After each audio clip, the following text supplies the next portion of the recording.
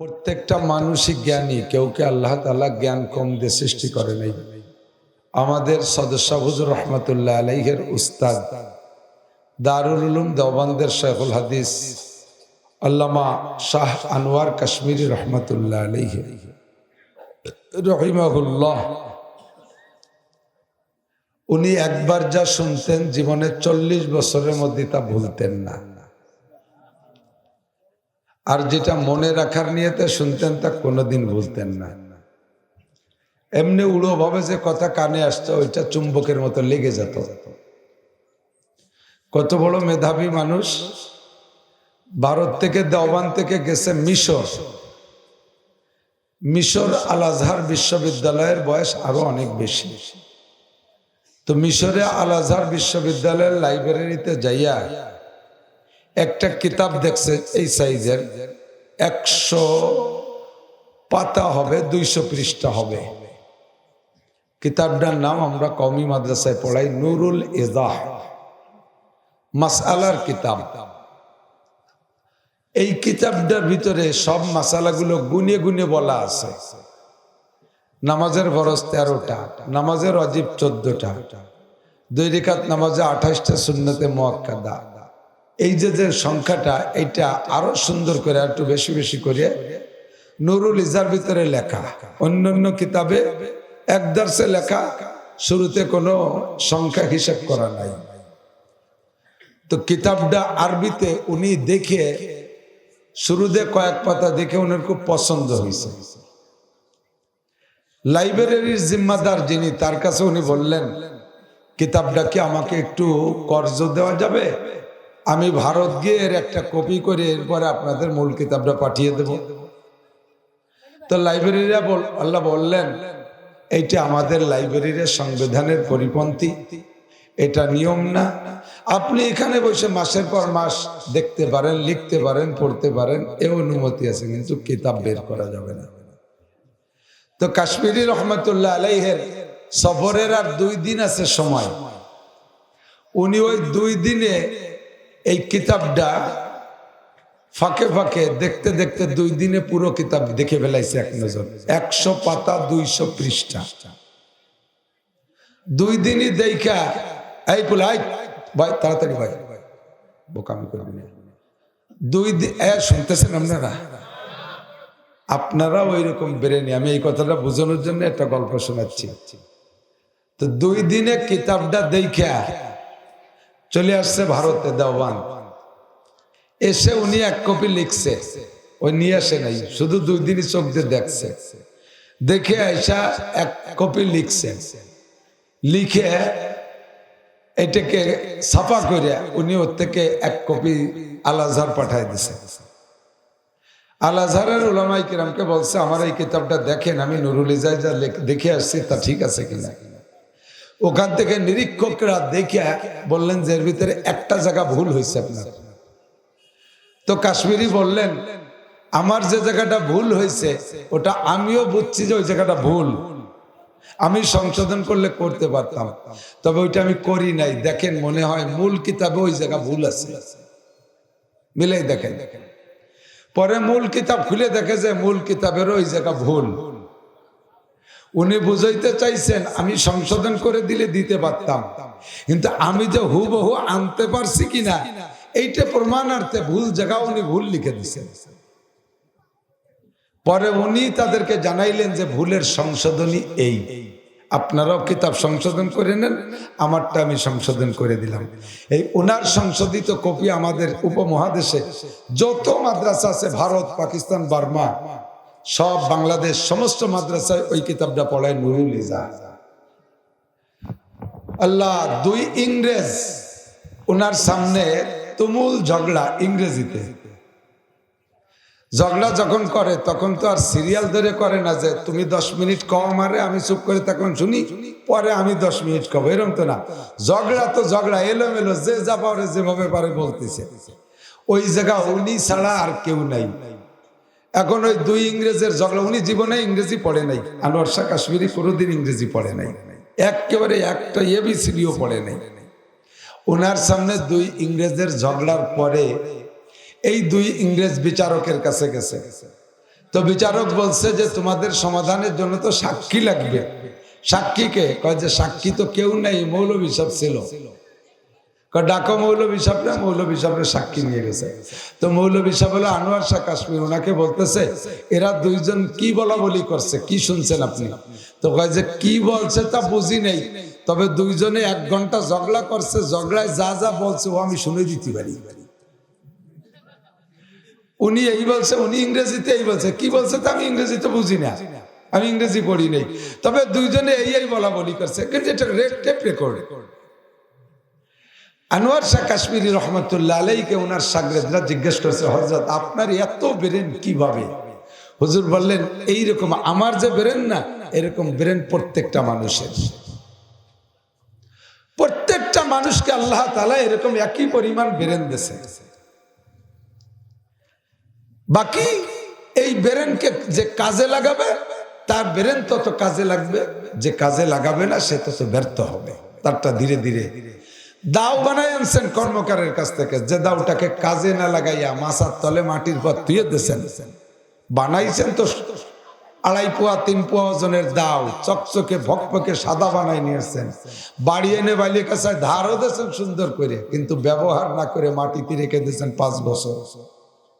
আর একখান দাউরে ওই সাথেই বানায় নিয়ে তাদের ডেলি কাজ করে না, তারের ঘষের মাঝে, অবশেষে কি দুইখানের যোগ্যতা একরকম থাকবে?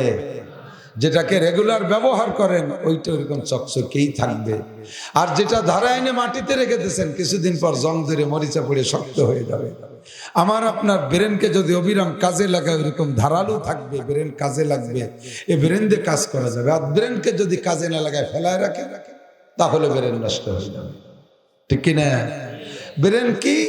এই ছাত্ররা আমার দিক তাকাও, অভিযোগ করল না ব্রেন নাই, পারি না, মাথায় ধরে না, পারো না, তাই মোবাইলের এত তা পারো কি নিয়ে কথা কন না কেন? লেখাপড়ায় বোমবাস্টিং, ভিতরে জাল খেয়াও দিলে একটা অক্ষর বেরোয় না।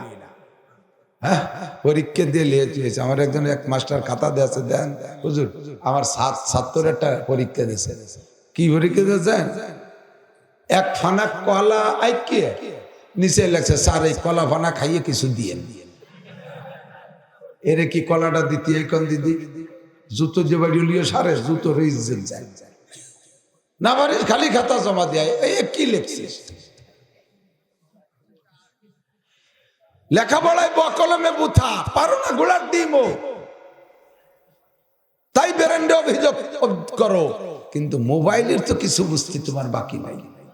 তাস বোঝো, ক্রিকেট বোঝো, দাবা বোঝো, ক্রামবোর্ড বোঝো, ফুটবল বোঝো, র্যাকেট বোঝো, ভলিবল বোঝো, কারে দে বাধাই দিলি সুন্দর বাদে তা বোঝো, তাহলে তোমার ব্রেন নাই এ কথা তো আমি বলতে পারি না। ব্রেনরে যে জায়গা কাজে লাগাবা সেই জায়গা কাজে লাগবে, যেখানে কাজে লাগাবা সেখানে কাজে লাগবে। আল্লাহ পাক আমাদের সকলকে পরিপূর্ণ জ্ঞান দিয়ে তৈরি করেছেন এবং আমাদেরকে আল্লাহ তাআলা পূর্ণ একটা স্বাধীনতা দিয়েছেন। বোঝেন? হ্যাঁ, নরমালে বোঝেন, সুরতাল নাই, বাংলায় কাটা কাটা কথা হবে। রাজি আছেন তো ইনশাআল্লাহ? সুর নাইও, গজলও জানি না, গানও জানি না, যা পারি তাই পাবো। ফামান শাহ ফালইয়াসমা ওমান শাহ লাম ইয়াসমা, যার মনে চাই শুনবে না, যার মনে চাই না শুনবে না, যে সানাসুর বাজান খেয়ে বাড়ি চলে যাবে। আল্লাহ তাআলা আমাদের সকলকে স্বাধীনতা দেশে কিনা? আপনার বাড়ি কত বড় একটা গরু, 22 লাখ টাকা দাম, গাবতলির হাটে আইড়িয়ে নীলিপাড়া কোরবানি সহ 22 লাখ টাকা বিক্রি হবে। 2 টন ওজন, ডেলি তারে 5 কেজি আপেল খান, 2 কেজি ছোলা খান, 3 কেজি গম খান, মাঝে মাঝে মাখন দিয়ে গোসল করাই দিন। কি চমৎকার গরু, গা বাইয়ে তেল পড়তেছে। এই গরুটা এত বড় শক্তিশালী গরু, ও যদি একা কোনো দিক টান দেয় গোষ্ঠী ফ্যামিলি সবাই ধরে টেনে নিয়ে চলে যায় না? কত বড় শক্তিশালী গরু, ওর স্বাধীনতা নাই। কুরবানির সময় বিক্রি হয়ে যাবে, যে বাড়ি যাবে চাঁদের 10 তারিখ অতি যে দেরি, ওনার হায়াত শেষ, ঠিক না? জবাই করে মানুষের 2 দিনের মধ্যে বাথরুমে পৌঁছাই দেবে। ওর ইচ্ছা মতো এই চরের সব জমিতে ঘুরে ঘুরে খাইতে পারবে না, যার ক্ষেতের ফসল মনে চায় সেখান থেকে খাইতে পারবে না, স্বাধীনতা নাই, ঠিক কি ঠিক না? সুন্দরবনের রয়্যাল বেঙ্গল টাইগার, এই মাস 2 আগে গেছিলাম সুন্দরবনে, আল্লাহ, লঞ্চে বসে বাঘ দেখছি, গেছিলাম একেবারে করঞ্জল সাইডে টাইডে, আরো 2 ঘন্টার নিচে চলে গেছিলাম। একেবারে দক্ষিণ সীমান্ত। সুন্দরবনে দেখলাম বাঘ, লঞ্চে বসে রয়েছি, বাঘের বাবারও ক্ষমতা নেই, এত ফার্স্ট ক্লাস লঞ্চ নিয়েছি, ক্যাবিনের মধ্যে বসে দেখতেছি, এসি লঞ্চ। ওই বাঘের জঙ্গলের মধ্যে দেখা লঞ্চের মধ্যে বসেই কামসারা গা ফুলি উঠছে। এই যে লঞ্চ যায়, এই পাশে চরের উপরে বিশাল বিশাল কুমির উঠিয়ে বলদের মতো কাইতে রয়েছে, ধুমসা চালাক কুমির, এমন ভাবে রয়েছে মনে হয় যেন মরে গেছে। বান্দর যখন ওই মরা মনের কাছে আসে খপ করে ধরে গেল, খুব চালাক। এত বড় রয়্যাল বেঙ্গল টাইগার। এই মাঝে মাঝে গল্প, বাঘের গল্প শুনি। সেদিন গেছিলাম একেবারে ওই সুন্দরবনের কাছে মাহফিলে, মোংলায়। জাহাঙ্গীর ভাই নামে এক ভদ্রলোক, এখন বুড়ো হয়ে গেছে, আমার চেয়ে একটু বয়স বেশি হবে। উনি অনেকদিন জঙ্গল করছে। উনি কয়, হুজুর সুন্দরবনে যাই আমি আয়াতুল কুরসির কারামতি দেখে আসছি।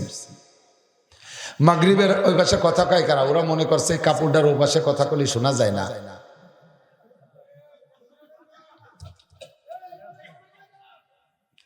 বাড়ি জরুরি কথা হলে মাইকি কোন সবাই শুনি, আর যদি জরুরি না তাহলে আমাকে ডিস্টার্ব করবেন কে? তো জাহাঙ্গীর ভাই বলতেছে, বন্দুক আমার দোনালা বন্দুক গাড়ে, মাগরিবের নামাজ পড়বো, এই কাঠুরেরা গরান কাট কাটিয়া স্তূপ করে রাখছে, নিচে এলো হাঁটু সমান ডাবা। আমাকে সাথীরা এই জায়গায় এক প্রয়োজনে নামাই দিয়ে গেছে, সাথীরা চলে গেছে। আমি ওই কাঠের উপরে দাঁড়াইছি, মাগরিবের নামাজ পড়বো। এর মধ্যে শুনি এই হাঁটু সমান কাদার ভিতরে বাঘে পাও ফেলায় টান দিলে পক পক শব্দ হয়।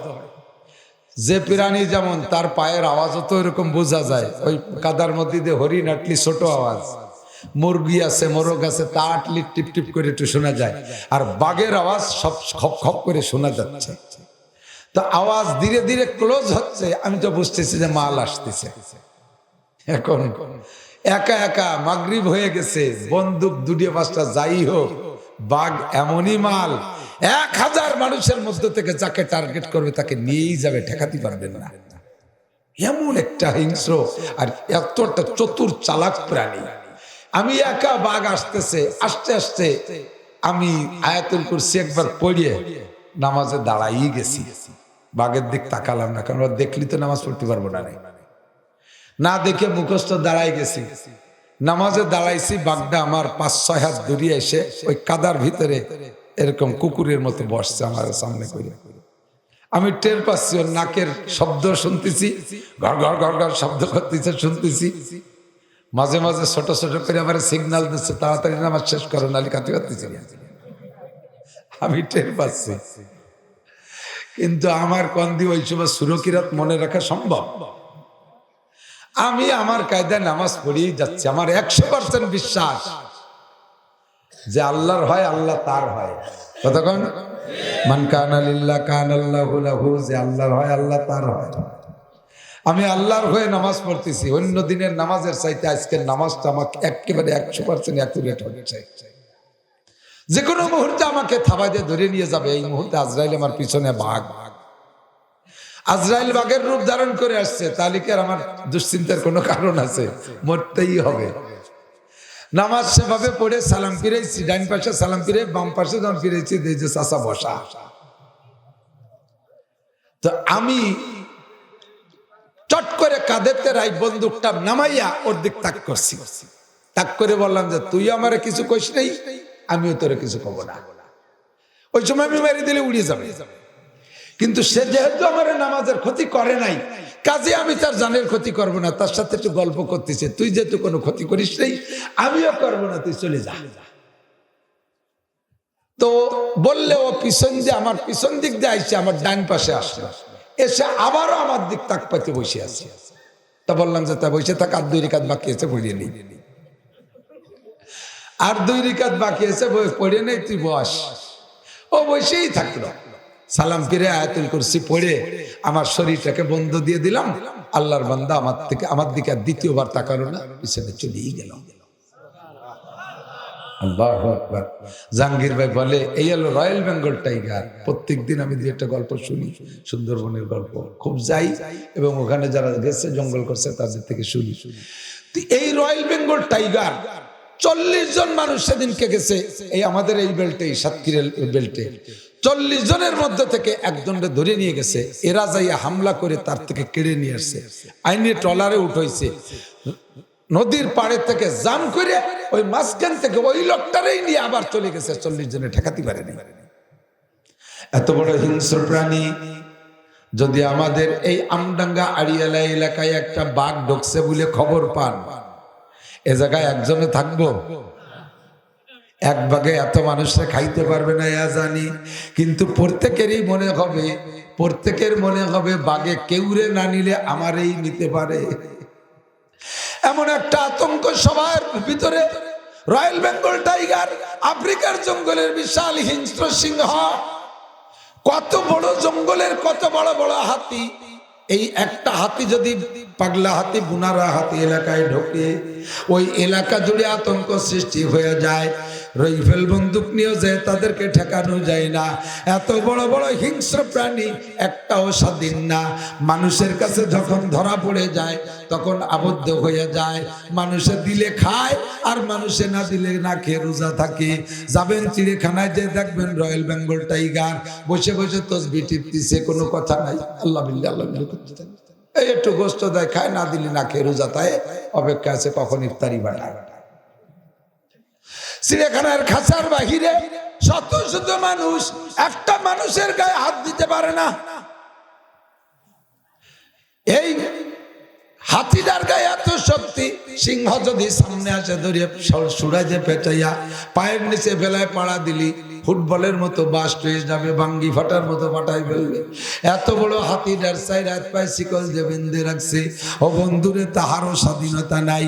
আল্লাহ পাক রব্বুল আলামিন একমাত্র মানুষ আর জিন ছাড়া কেউ স্বাধীনতা দেয় নাই, ঠিক না? অন্য সব প্রাণীকে মানুষের কাছে আল্লাহ বন্দী করার ব্যবস্থা করে দিয়েছে। দোস্তরে, ফেরেশতাদেরকে আল্লাহ স্বাধীন করে দেয় নাই। আপনার 2 চোখ পাহারার জন্য 2টা ফেরেশতা আছে, 2টা নাকের ছিদ্র পাহারার জন্য 2 জন ফেরেশতা আছে, কানের 2টা ছিদ্র পাহারা দেওয়ার জন্য 2 জন ফেরেশতা আছে। ফেরেশতা যদি এখানে পাহারা না দিত, প্রত্যেক রাত্রে ঘুমের মধ্যে আপনার নাকের মধ্যে কানের মধ্যে পোকামাকড় ঢুকতো। ওই মাঠের মধ্যে কৃষক কাজ করে, ইজেল গাছতলা গামছা বিছাইয়া দুপুর বেলা শুয়ে থাকেন। মাঝে মাঝে ঘটনা ঘটে না? আমি কত শুয়েছি বাবরা গাছতলা। উল্লা মাইজেলি মার মার করে চলে আসতেছে, মনে করছে হুটো একটা ভাইছে বিয়ে পড়ি, আর কানের গুড়ায় এসে স্টার্টিং ঘুরোই দেয়, অন্য দিক চলে যায়। কেন ঘুরায়? ও তো গর্ত পাইলে ঢোকে, আপনার কানও তো সুন্দর একটা পরিষ্কার গর্তর মধ্যে যাবে। ও জায়গা ফেরেশতা আছে, আসার সাথে সাথে ফেরেশতা কয় এটা তোর বাসা না, চলে যাও, অন্য দিক ফিরাই দেয়। নাকের কাছে যাইতে গেলে ফিরাইয়া দেয়। ও বন্ধুরে, ফেরেশতা আছে, 2 নাকের ছিদ্রে 2টো ফেরেশতা। স্বাধীনতা নাই কোনো ফেরেশতার। ডাইন নাকের ফেরেশতা জানে না বাম নাকের কাছে কে আছে। মাঝে ছোট্ট একটা বেড়া, এতটুকু অতিক্রম করে ও পাশে যাওয়ার অধিকার নাই। এ চোখের ফেরেশতা জানে না বাম চোখের কাছে কে আছে। ডাইন কানের ফেরেশতা জানে না বাম কানের কাছে কে আছে। এতটুক পথ পার হইয়া যাওয়ার অধিকার নাই। আল্লাহ যাকে যেখানে ডিউটি দিয়েছে সে সেখানে ডিউটি পালন করে। একমাত্র স্বাধীন প্রাণী হলো মানুষ। ও বান্দা, তুমি নামাজ পড়লে পড়তে পারো, রোজা রাখলে রাখতে পারো, হজ করলে করতে পারো, যাকাত দিলে দিতে পারো, টুপি পড়লে পড়তে পারো, পাগড়ি পড়লে পড়তে পারো, জুব্বা পড়লে পড়তে পারো, কোরআন পড়লে পড়তে পারো, জিকির করলে করতে পারো, তবলিগে গেলে যাইতে পারো, চরমুনাই গেলে যাইতে পারো, মসজিদে গেলে যাইতে পারো, মাদ্রাসা গেলে যাইতে পারো, হিন্দুদের মন্দির গেলে যাইতে পারো, দুর্গা পূজায় যে লাড্ডু খাইলে গেলে যাইতে পারো, জারি যাত্রা, করসা গাজির গান গুণযাত্রা অনুষ্ঠান করলে করতে পারো, ও জায়গা শ্রোতা হিসেবে গেলে যেতে পারো, জিনা ব্যভিচার করতে পারো, মদ গাজায় আবাফেম চিরিল খাইতে পারো। আমি আল্লাহ তাআলা তোমাকে তাৎক্ষণিকভাবে ধর্ম না, তোমারে স্বাধীনতা দিয়েছি, তোমারে বুদ্ধি দিয়েছি। আমি আম্বিয়া আলাইহিস সালাম নবী রাসূলের মাধ্যমে তোমাদেরকে 2টা দিক দেখাই দিয়েছি। আলাম নাজআল লাহু আইনাইন ওয়া লিসানান ওয়া শাফাতাইন ওয়া হাদাইনাহুন নাজদাইন। নাজদাইন মানে তরফাইন। তোমাকে 2টা দিক দেখাই দিয়েছি। হাযা সাবিলুল হিদায়াহ, হাযা সাবিলুল গায়ি। এইটা হিদায়াতের রাস্তা, এইটা গুমরাহির রাস্তা। হাযা সাবিলুল জান্নাহ, ডান দিক গেলে বেহেশতের রাস্তা। হাযা সাবিলুল জাহিম, বাম দিক গেলে জাহান্নামের রাস্তা। ফামান শাআ ফালইউমিন, যার মনে চায় ঈমান আনো, ওমান শাআ ফালইয়াকফুর, স্বাধীনতা দিয়েছি যার মনে চায় কুফরি করো। তবে জেনে নাও মান ইহতাদা ফাইন্নামা ইয়াহতাদি লিনাফসি, তুমি যদি ডান দিক যাও, হিদায়াতের রাস্তায় যাও, এর ফলাফল তুমি উপভোগ করবা। তোমার গাড়ির চাকা পাংচার করে দেব না, খারাপ ছবি দেখার সময় চোখ কানা করে দেব না, মদ গাঁজা ইয়াবা খাওয়ার সময় তোমার মুখ কান্ডে প্যারালাইসিস করে দেব না, পরের মেয়ের গায়ে হাত দেওয়ার সময় তোমার হাত কান্ডে পঙ্গু প্যারালাইসিস করে দেব না, ও বান্দা গান শোনার সময় তোমার কান্ডে আমি বয়রা বানাই দেব না, তুমি হারাম খাওয়ার সময় তোমার জবানকে আমি বন্ধ করে দেব না, এ তোরে মসজিদে নেওয়ার জন্য আমি পালকি পাঠাবো না, তোরে কোরআন পড়ার জন্য আমি আল্লাহ কোরআন শরীফ কিনে দেব না, তোরে দুইটা দিক দেখাই দিয়েছি, যেটা তোর ভালো লাগে সেটাই যাইতে পারিস, স্বাধীনতা তোর আছে, আমি তোর স্বাধীনতার মধ্যে হস্তক্ষেপ করি না। তবে যদি তুমি স্বাধীনতা ব্যবহার কইরা ভালো দিকে যাও, রয়েছে তোমার জন্য জান্নাতিন তাজরি মিন তাহতিহাল আনহার, এমন বিশাল জান্নাত রয়েছে মালা আইনুন রাআত, যেই জান্নাতের নিয়ামত কেউ কোনোদিন দেখো নাই, ওয়ালা উযুনুন সামিয়াত, বর্ণনা কোনোদিন শোনো নাই জান্নাত কত ভালো, ওয়ালা খাতারা আলা কলবি বাশার। আর উলামায়ে কিরাম যদি জান্নাতের বর্ণনা দেয়, হে নারী আর পুরুষ, তোমার শুনে বিশ্বাস করতেও কষ্ট হবে, এত ভালো কি করে সম্ভব, এত ভালো। একটা ছোট্ট নমুনা বলি, পুরুষরা যেদিন প্রথম জান্নাতে যাবেন, প্রথম যেদিন ঢুকবেন, সবাইকে আল্লাহ কবুল করুক না, আমিন। জান্নাতে যাওয়ার নিয়ত আছে তো? যাবেন? হ্যাঁ, সিন্নি দেখলে একজন কুত্তা দেখলে ভাইসন তালি চালাবে না, বেশ তো যাবো নিয়ত করছি। যেদিন যাবেন সেদিন কি যাবেন, প্রথম ঢোকার সাথে সাথে এক একজন পুরুষে 72 জন করে স্ত্রী পাবেন। সুর ভালো না, ভয় পাচ্ছেন? 2 বর জ্বালায় বাড়ি থাকতে পারি না, 72 বউ, বেশ তো দূরের কথা, ওকে দাপটে দুজকেও থাকতে পারবো না। 72 জন স্ত্রী, কারণ আলহামদুলিল্লাহ, সুবহানাল্লাহ, আলহামদুলিল্লাহ, আল্লাহু আকবার। 2 বউ যার বাড়ি আছে তার দুনিয়ার জান্নাত শেষ, কমপক্ষে বাংলাদেশে দুনিয়ার শান্তি শেষ। 2 বউতি অভিযোগ করে, ও কয় চিনি তোরে বুড়ো কালে নুসে মেরে বিয়ে করছে, আর সে তো নিজেই জানে যে সত্যি লাইন করে বিয়ে করছেন, আপনারও বিশ্বাস করেন, আবার কোন জায়গা যাইয়ে বসে কোয়া যায় কি, ঠিক না? উভয় পক্ষের ছেলে মেয়ের ভিতরে থাকে দূরের শত্রুদের সাথে যে শত্রুতা, তার চাইতে সৎ ভাই সৎ বোনের মধ্যে শত্রুতা বেশি। সৎ মা সৎ সন্তানকে যে কোনো সময় হত্যা করে দিতে পারে, এমন টেনশন, দুনিয়ার শান্তি শেষ। আর জান্নাতের ভিতরে কোনো ঝামেলা নাই, তারা গান গাবে, 72 জন একসাথে ড্যান্স করতে করতে আসবে আর বলবে নাহনুল খালিদাতু ফালা নাবিদু, বুকটা ফাটতে যায়, এ গান গাবে না। নাহনুল খালিদাতু ফালা নাবিদু, নাহনুর রাজিয়াতু ফালা নাসকাতু, নাহনুল খালিদাতু ফালা নাবিদু, নাহনুন নাইমাতু ফালা নাহনুন নাইমাতু ফালা নাসকাতু, নাহনুর রাজিয়াতু ফালা নাসকাতু, তওবা লিমান কানা লানা ওয়া কুন্না লাহু। এক মিনিট ছুটি গেছে। আমরা আপনার পর চির সন্তুষ্ট, কোনোদিন রাগ হব না। রাগ হওয়ার যে কারণ তা তো তার মধ্যে নাই, পাত কাপড় দিতে পারার অভাব, সেই ঝামেলা নেই। বাজার ঘাটের বাসিয়ালটি, তা বাজার ঘাট করাই লাগবে না। ঘর বাড়ির বাসিয়ালটি, তাও সে জায়গা নাই। যৌন ক্ষমতার দুর্বলতা কোনোদিনও নাই। দিন রাত 24 ঘন্টা স্বামী স্ত্রী ব্যবহার করবেন, যারা পরিমাণ ক্লান্তি আসবে না, তাহলে আর কি অসুবিধা কোন জায়গা? সাল ভাই হবে না যে এক পক্ষে তার এক পক্ষে তার সাথে নিকিলে কিলি বাঁধবে। কাজেই অসন্তুষ্টির কিছু সে জায়গা নাই, খালি খুশি আর খুশি। ওরাই বলবে নাহনুর রাজিয়াতু ফালা নাসকাতু, আমরা চিরকাল আপনার পর সন্তুষ্ট থাকবো, কোনোদিন অসন্তুষ্ট হব না। তওবা লিমান কানা লানা ওয়া কুন্না লাহু, ভাগ্যবান ওই ব্যক্তি যে ব্যক্তি আমাদেরকে পেয়েছে, আর আমরাও বড় ভাগ্যবান আপনারে পাইয়া। তারাও আপনার প্রশংসা করবে, আপনার পর সন্তুষ্ট থাকবে, গেঞ্জাম নাই। এই 72 জন স্ত্রীর ভিতরে কয়েকজন স্ত্রীর নাম হবে লাবা, লাম আইন বাহা, লাবা। লোয়াবুন মানে মুখের লালা, আরবিতে লোয়াবুন মানে লালা। ওদের লালা এত মিঠা যে লালা মিষ্টি হওয়ার কারণে ওদের নামই লাবা। গ্রাস কাপ মাছ আছে না, গ্রাস কাপ আমরা তো গ্লাস কাপ, আসলে গ্রাস কাপ। তার মানে ওই মাসে ঘাস খায় জন্মের খার, গ্রাস মানে ঘাস, ঘাস এই ঘাস খাই বলে ওর নাম ঘাসিয়ে দিয়ে। এই মহিলাদের মুখের লালা মিষ্টি হওয়ার কারণে নামই হয়ে গেছে লাওবা। কত মিষ্টি! আল্লাহ নবী বলেন লাউ বাদাকাত ফিল বাহরে লাকানাত আহলা মিনাল আসাল। ওই নারীদের ভিতরে একজন নারীর জিহ্বা থেকে যদি এক ফোঁটা লালা দুনিয়ার যে কোনো পানিতে ফেলে দিত, পানির সাথে পানির সম্পর্ক, সারা দুনিয়ার পানি টু পানির সংযোগ আছে, যে কোনো জায়গার একটা পানির মধ্যে যদি ওদের জিহ্বা থেকে এক ফোঁট লালা ফেলে দেওয়া হইতো, তাহলে সারা দুনিয়ার পানি মধুর চাইতে মিষ্টি হয়ে যাইত। আপনারা মুসলমান মোমেন, বিশ্বাস হয় কি হয় না? এজন্য সুবহানাল্লাহ কইছেন, যারা কাফের মুশরিক তারা এই কথা শুনে হাসবে। ফালতু গল্প পাও কোন জায়গাতে? ফাও গল্প, গাঁজাখড়ি গল্প, যত আইলিয়ে সাটান দিতে এসে সরের উপরে বলদ পাবলিক বোকাকে পাইয়ে আর ফাও গল্প। আরে মিয়া, সারা দুনিয়ার চিনির কলের চিনি যদি এক মধুমতি নদীর এই কামারখালী ব্রিজের গুড়া ঢালে, তাতে এক নদীর পানি মিঠিয়ে বানাতে পারবে না। আর এক মিঠে একটু স্যাপ ফেলাই দেবে, তাতে সারা দুনিয়ার পানি। পানি কয় মন তুমি জানো? হ্যাঁ, এক বঙ্গোপসাগরই তো প্রায় 10 মনের মতো হবে। সারা দুনিয়ার এই কোটি কোটি অসংখ্য গ্যালন পানি এক বিটির থুকে মিষ্টি হয়ে যাবে মধুর সে। এই গল্প বাদ দিয়ে অন্য কিছু থাকলে কন। আমার আল্লাহ তাই কয় ওয়ালা খাতারা আলা কলবি বাশার, বেহেশতে এত ভালো যে তুমি কল্পনাই করতে পারবা না।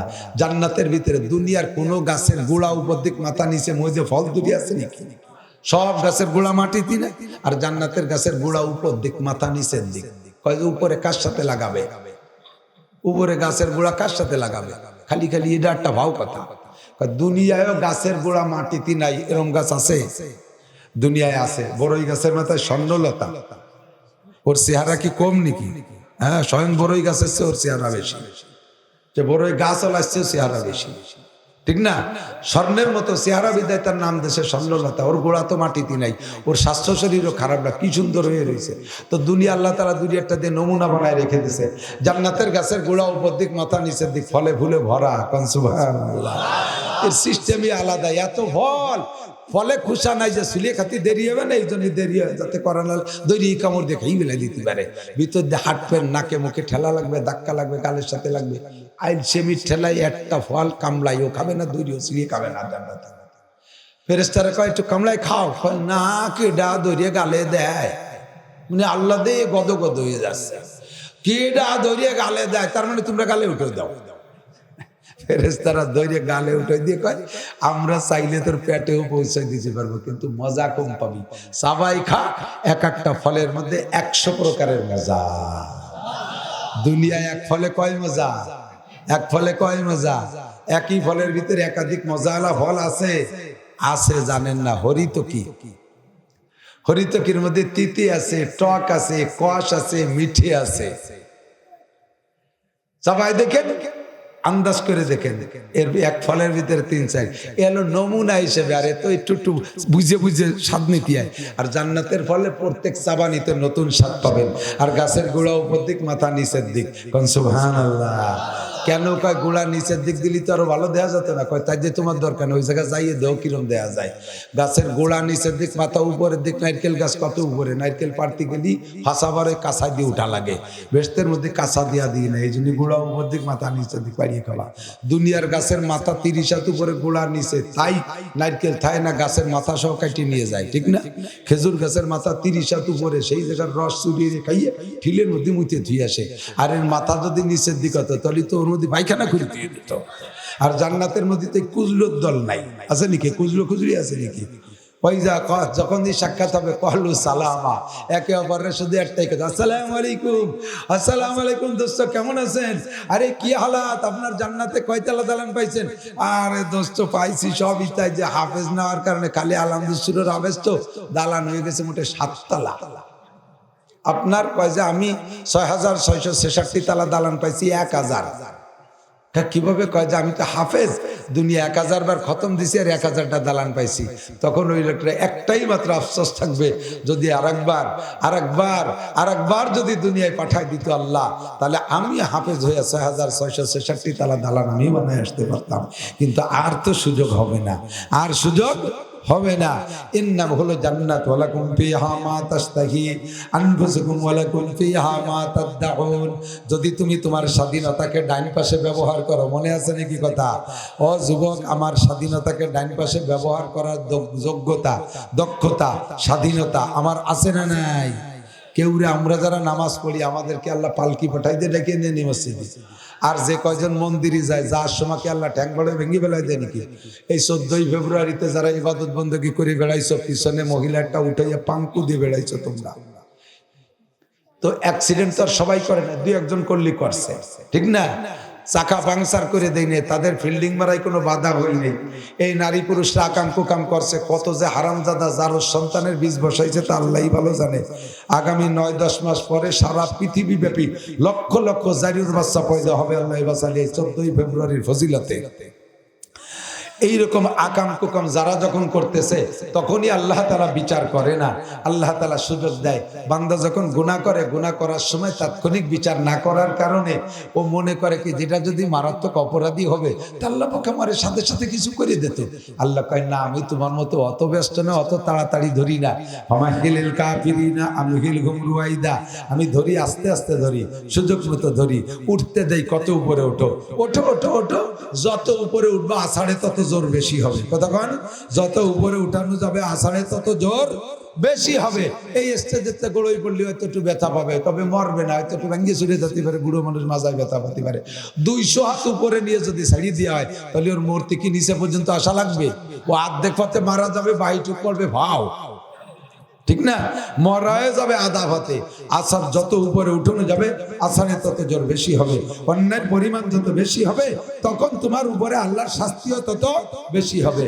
আর যদি তুমি তোমার স্বাধীনতাকে ডান দিক ব্যবহার করো, আজান হইলে মসজিদে, আজান হলে মসজিদে, সব কাম কাজে বলবো কি বলে, নামাজকে বলো না কাজ আছে, গজল গায় না কি সুন্দর, কাজকে বলো আমার নামাজ আছে, কাজকে বলো আমার নামাজ আছে, গাড়িরে বলো আমার নামাজ আছে, চাকরিরে বলো আমার নামাজ আছে, ইরিদানরে বলো আমার নামাজ আছে, কলই মুসড়িরে বলো আমার নামাজ আছে, নামাজ রে বলো না কলই মুসড়ি আছে, নামাজ রে বলো না আমার বাংলা ইংরেজি আছে, নামাজ রে বলো না আমার গাড়ির ড্রাইভিং আছে, এ নামাজ রে বলো না মহিলা আমার রান্না বান্না আছে, বরঞ্চ সব কিছুরে বলো আমার নামাজ আছে।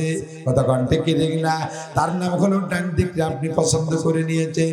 আল্লাহ পাক বলেন যে এই ব্যক্তি ডানপন্থী হবা, পুরুষদেরকে সর্বপ্রথম জান্নাতে ঢোকার সাথে সাথে তোমাকে দেওয়া হবে 72 জন স্ত্রী।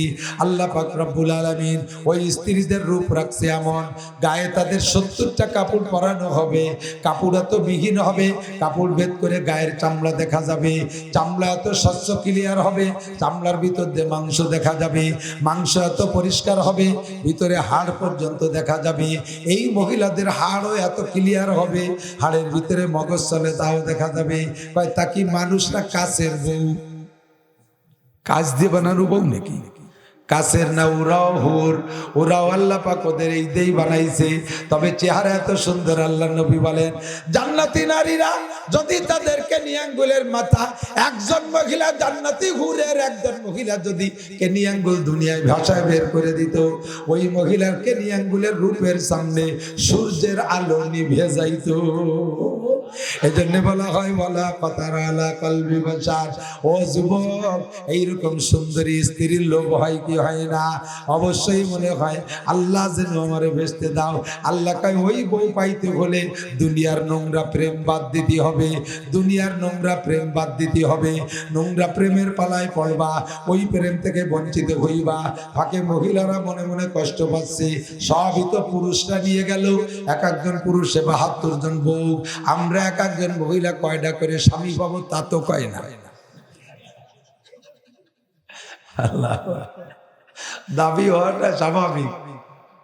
মহিলারা জান্নাতের ভিতরে একাধিক স্বামী পাবেন না, এই ব্যাপারে লোভ করে লাভ নাই। দুনিয়ায় যেইটা আপনার স্বামী হবে তার সাথে যদি সম্পর্ক ভালো থাকে, স্বামীর আমলের কারণে যদি স্বামী জাহান্নামী হয় ও আপা আপনি যদি জান্নাতি হন, আপনি সুপারিশ করে জাহান্নামী স্বামীকে আপনি জান্নাতি বানাইতে পারবেন, ওইটাই হবে আপনার স্বামী। আপনার ততাধিক স্বামীর শখ হবে না, আপনিও হুর পাবেন 72 জন, আপনিও গেলমান পাবে 80,000। আপনার হুর মহিলারাই আপনাকে খেদমত করবে, হাত পা ম্যাসেজ করে দেবে, চুল বিলি দিয়ে দেবে, আপনার প্রশংসা করবে, আপনার এনে তার আনন্দ ভর্তি করবে। আপনার স্বামী হিসেবে একজনের বেশি চাহিদা হবে না। দুনিয়ায় যেমন একজন পুরুষ একাধিক স্ত্রী বিয়ে করতে পারে, সর্বোচ্চ 4টে বউ একসাথে রাখতে পারে, কিন্তু একজন মহিলা যত বড় শক্তিশালী হোক, ও কি 2টে স্বামী ব্যবহার করতে পারবে? জায়েজ আছে? আপনার একটা মাইয়া খুব ছোটম বডির অধিকারী তসলিমা নাসরিন, সে কয় কি পুরুষরা যদি 4টে বউ বিয়ে করতে পারে, তাহলে আমি বেটি মানুষ, আমি 4টে স্বামী নিতে পারবো না কেন? হে গাদার বেটি গাদি, ঠ্যাং একখান কাটিয়ে ভঙ্গু বানাইতে হইতেছে ইন্ডিয়ায়। কত বড় শয়তান চিনতে পারি না। আসলে যাদের কপাল পড়ে তাকে কোনো অবস্থায় হিদায়ত না। ওই যে ঠ্যাং কাটছে না, ওই ঠ্যাং কাটা অবস্থায়, ওই অবস্থায় কয় কি যে আমার মধ্যে আর মুহাম্মদ সাল্লাল্লাহু আলাইহি সাল্লামের মধ্যে কোনো পার্থক্য নাই, বরঞ্চ মুহাম্মাদের চাইতে আমি একদিক দিয়ে উপরে আছি। কোন দিক দিয়ে? কোন কোন দুই মেলা দিক দিয়ে মিলেছে, তার 2-3টে আমার মনে আছে। কয় যে মুহাম্মাদরেও তার নিজের কওমের লোক পছন্দ করে নাই, আমারও আমার ফ্যামিলির সদস্যরা পছন্দ করে না, এই দিক দিয়ে সমান সমান। মুহাম্মাদরে তার এলাকার মানুষ নির্যাতন করে তাড়াই দিয়েছে, সে মদিনায় যে আশ্রয় নিয়েছে, আমারও আমার বাঙালিরা নির্যাতন করে তাড়াই দিয়েছে, আমি ইন্ডিয়ায় এসে আশ্রয় দিয়েছি, মিলেছে। মুহাম্মাদরেও তার কওমের লোকে মারছে, আমারও কওমের লোকে মারছে, এদিক দিয়ে মিল। তবে আমি একদিক দিয়ে উপরে আছি, মুহাম্মাদরে মারিয়ে ঠ্যাং কাটিয়ে পঙ্গু বানাই নেই, আমার ঠ্যাং কাটিয়ে পঙ্গু বানাইছে, এদিক দিয়ে আমি একদিক দিয়ে উপরে আছি। আস্তাগফিরুল্লাহ। এই তসলিমা নাসরিনের দাবি একজন মহিলা 4টে স্বামী ব্যবহার করতে পারবে। আপনার মেয়ে ঢাকা বিশ্ববিদ্যালয় পড়ে, হ্যান্ডসাম সুটম বডির অধিকারী, 5.5 ফুট লম্বা, 1.25 ফুট চওড়া, সেই রকম হ্যান্ডসাম টলমলে যুবতী, 4 বছর পড়ে বাড়ি আসার সময় 4টে তাগড়া যুবক সাথে করে নিয়েছে। গাড়িতে নামিয়ে ঘরে যাই, একটার পর গড়ই পড়ে, একটার গলা জড়াই ধরে, একটার কোলের মধ্যে শুয়ে পড়ে। মা এ কি, এ কারা? হয় যাব্বা, ডোন্ট মাইন্ড, চিন্তা করবেন না, আমি তো আপনার হ্যান্ডসাম মেয়ে, আমি মেয়ে যদিও একটা, কিন্তু আপনার জামাই আমি 4টে কামাই করে নিয়ে আসছি। আপনি যদি ইমানদার বাপ হন তাহলে জায়গা দেবেন মাইয়েরে? সলাই দিয়ে বড় দাবড়াই দেবেন না বাড়িতে? শয়তানের বেটি, শয়তান, এক মাইয়ে 4 জামাই। আর আপনি যদি প্রশ্রয় দেন তাহলে আপনাকে মসজিদি জাতি দেবে, গেটি গুল্লি দিয়ে বেরোয় দিবে না? শয়তান বেটা, এক মাইয়ে 4 জামাই, কিন্তু এক ছেলেতে 4টে বিয়ে করলে যদিও সামাজিকভাবে সমালোচনা করে, কিন্তু জায়েজ আছে না নাই? আল্লাহর কোরআনেই অনুমতি দিয়েছে, কোনো সমস্যা নাই। যা বলতে যে লম্বা হয়ে যাচ্ছে, জায়গায় চলে যাই। তাহলে জান্নাতের ভিতরে মুখে যা বলবেন তা পাবেন, মনে যা ভাববেন তাই পাবেন। আপনার স্বাধীনতাকে যদি ডাইন দিক ব্যবহার করেন, কোন দিকে? মসজিদের দিক। কোন দিকে? সব কাজে ডাইন দিক। ইন্নাল্লাহা ইউহিব্বুত তায়াম্মুন হাত্তা তানাউল ওয়া তারাজ্জুল। ও যুবক, আমার দিক তাকাও। দুনিয়ার যে কোনো কাজ ডাইন দিয়ে করলেও কাজ হবে, বাম দিয়ে করলেও কাজ হয়ে যাবে। তবে ডাইন দিয়ে করলে পরে ইবাদত, কাজও হবে, ইবাদতও হবে, আর বাম দিয়ে করলে কাজ হবে, ইবাদত হবে না। আপনি যদি রুটি খান ডান হাত দিয়ে, তাও খাওয়া হবে, বাম হাত দিয়ে রুটি ধরে চাবাই খেয়ে ফেললে তাও খাওয়া হবে, পেট ভরে যাবে, ঠিক না? কিন্তু বাম হাত দিয়ে খাইলে খাওয়া হবে, ইবাদত হবে না, আর ডান হাত দিয়ে খাইলে খাওয়া হবে, 100 শহীদের সওয়াব পাবেন। প্যান্টের মধ্যে বাম পা আগে ঢুকাইয়া পরে ডাইন পা ঢুকাইয়া টাইনিয়ে বেল্টটা গায়ে দিলে পরা হবে, কিন্তু ইবাদত হবে না, নেকি হবে না। আর প্যান্টের ভিতরে ডাইন পা আগে ঢুকাইয়া পরে বাম পা ঢুকাইয়া বেল্টটা প্যান্টের টাইনিয়ে বেল্টটা গায়ে দিলে আপনার প্যান্টও পরা হবে, সাথে সুন্নত হবে, 100 শহীদের সওয়াব পাবেন। জামার মধ্যে ডাইন হাত আগে ঢুকাইয়া পরে বাম হাত ঢুকাইয়া বোতাম লাগাই দিলে গায়ে দেওয়া হবে, ইবাদত হবে, নেকি হবে। আর জামার মধ্যে বাম হাত আগে ঢুকে পরে ডাইন হাত ঢুকে বোতাম লাগালে পরা হবে, কি হবে না। মসজিদে ঢোকার সময় বাম পা আগে ঢুকাইয়া ডাইন পা পরে ঢুকাইলে ঢোকা হবে, নেকি হবে না। আর ডাইন পা আগে ঢুকাইয়া পরে বাম পা ঢুকাইলে আপনার ঢোকাও হবে, নেকিও হবে। কতক্ষণ না কেন? ঠিক না? প্রত্যেকটা ভালো কাজে ডাইন দিক, ডাইন সাইডটা আল্লাহর পছন্দের। আপনি দাড়ি মাথা চিরুনি করবেন ডাইন সাইডে আগে, দাড়ি চিরুনি করবেন ডাইন সাইডে আগে, মেসওয়াক করবেন ডাইন দাঁতের থেকে শুরু করবেন, আপনি সুরমা লাগাবেন ডাইন চোখে আগে, জুতা পরবেন ডাইন পায়ে আগে, মোজা পরবেন ডাইন পায়ে আগে, তারপরে জামা শার্ট গেঞ্জির মধ্যে হাত দেবেন ডাইন পায়ে, ডাইন হাতে আগে। খানা খাইবেন হালাল খানা ডাইন হাত দিয়ে খাইবেন। নাপাক কাজগুলো বাম হাত দিয়ে করবেন। বাথরুমের ডেলা বাম হাত দিয়ে ব্যবহার করবেন। পেশাবের ডেলা বাম হাত দিয়ে ব্যবহার করবেন। পানি খরচ বাম হাত দিয়ে করবেন। বা খারাপ কাজের দিকে বাম হাত আগে যাবে। বাথরুমের ভিতরে বাম পা আগে ঢুকাবেন, বেরোনোর সময় ডাইন পা আগে বেরোবেন। মসজিদে ঢুকার সময় ডাইন পা আগে ঢুকাবেন, বেরোনোর সময় বাম পা আগে বের করবেন। আপনি ডাইনপন্থী, আপনি ডাইনপন্থী। আপনার স্টার্টিংকে ডাইন দিক ঘুরাইছেন, আপনার জন্য রয়েছে বিশাল জান্নাত। আর আপনি যদি স্বাধীনতাকে ব্যবহার করেন বাম দিকে, তাহলে আপনার জন্য সব ব্যবস্থা রয়েছে। মা কারুন ও হামান ও সাদ্দাদ ও উবাই বিন খালদ ও নমরুদ ও ফিরআউন ও কারুন, এই সমস্ত বড় বড় কাফেরদের সাথে হবে আপনার জাহান্নাম। আবু জাহেল, আবু লাহাব, উতবা, সাইবা, ওয়ালিদ ইবনে মুগীরা, বিশ্ব চ্যাম্পিয়ন কাফেরদের সাথে হবে আপনার হাসর নাসর। মান তাশাব্বাহা বিকওমিন ফাহুয়া মিনহুম, যার সাথে যার মিল হবে তার সাথে তার হাসর হবে। কথা বলেন ঠিক কি ঠিক না? আল্লাহ পাক আমাকে আপনাকে স্বাধীনতা দেশে, জ্ঞানও দেশে পরিপূর্ণ। এই এদিক এদিক এদিক জায়গা মতো চলে আসছে, আমার দিক তাকান। জ্ঞান যতটুক দেশে, এই জ্ঞানকে ব্যবহার করলে আমি আল্লাহকে খুঁজে বের করতে পারি। কথা কন, পারি কি পারি না? কোরআনও লাগবে না, হাদিসও লাগবে না, নবীও লাগবে না, রসুলও লাগবে না, বক্তাও লাগবে না। আমার জ্ঞান রে খাটাইলে জ্ঞান দিয়ে আমি আল্লাহকে খুঁজে বের করতে পারি। একটু চক্ষু বন্ধ করে ভাবেন, আল্লাহ কায় ওয়াইলুল লিমান করা আহা ওয়ালাম ইয়াতাফাক্কার ফিহা, ওই জাতি ধ্বংস হয়ে যায় যে জাতি কোরআন পড়ে অথচ কোরআন নিয়ে ঘাটে না, কোরআন নিয়ে গবেষণা করে না। তাফাক্কারু ফি খালকিল্লাহ, নবীকে আল্লাহর সৃষ্টি নিয়ে গবেষণা করো। দেখেন একটু গবেষণা, দুটি একটা গবেষণা করেই চলে যাবো ওয়াজের দিকে। একটা গবেষণা দেখেন জিব্বাটা, জিব্বা, এই জিব্বাও যাই দিয়ে বানাইছে, আঙ্গুলও তাই দিয়ে বানাইছে না? থাক আঙ্গুল মেলা দূরি আছে, জিব্বা যাই দিয়ে বানাইছে। ঠোঁট, জিব্বার মধ্যে হাড় নাই, ঠোঁটের মধ্যে হাড় আছে নাকি? ঠোঁটও তাই দিয়ে বানাইছে না? আপনি কোন মিষ্টি জিব্বার সাথে জাররা পরিমাণ ছোঁয়াবেন না, ঠোঁটটারে টাইনে ঠোঁটের উপরে দেবেন, অনুভব করতে পারবেন মিষ্টি না তিতে। ঠোঁটের কি বিচার ব্যবস্থা যোগ্যতা আছে? আছে নাই? আদ্যে চুলি কি বোঝা যায় যে টক না জাল না মিঠিয়া? বোঝা যাবে, ফিটি লাগালি বোঝা যাবে। অথচ শরীরের সব অঙ্গতে একই ম্যাটেরিয়াল, আবো আতেশ খাকোবাদ, আগুন পানি মাটি বাতাস দিয়ে ওই পাও বানাইছে, জিব্বেও বানাইছে, মুখের ত্বকও বানাইছে, সব জায়গা আল্লাহ তাআলা একই রকম বানাইছে। এই হাত, এই হাত, হাতের এই পাশের অনুভূতি একরকম, এই পাশের অনুভূতি আর এক রকম। কথা কন, এক জায়গায় এই হাতের এই পাশটাকে স্পর্শ করলে যে তৃপ্তি পাবেন, ওই জায়গায় হাতের এই পাশ লাগালে সেই মজা পাবেন না। ঠিক কি ঠিক না? হাতের এই পাশে যতটুকু গরম সহ্য করতে পারে, এই পাশে ততটুকু গরম সহ্য করতে পারে না, অথচ সব একই। আপনার জিহ্বের ভিতরে আল্লাহ তাআলা স্বাদ বিচার করার, স্বাদ পার্থক্য করার যোগ্যতা দিয়েছে।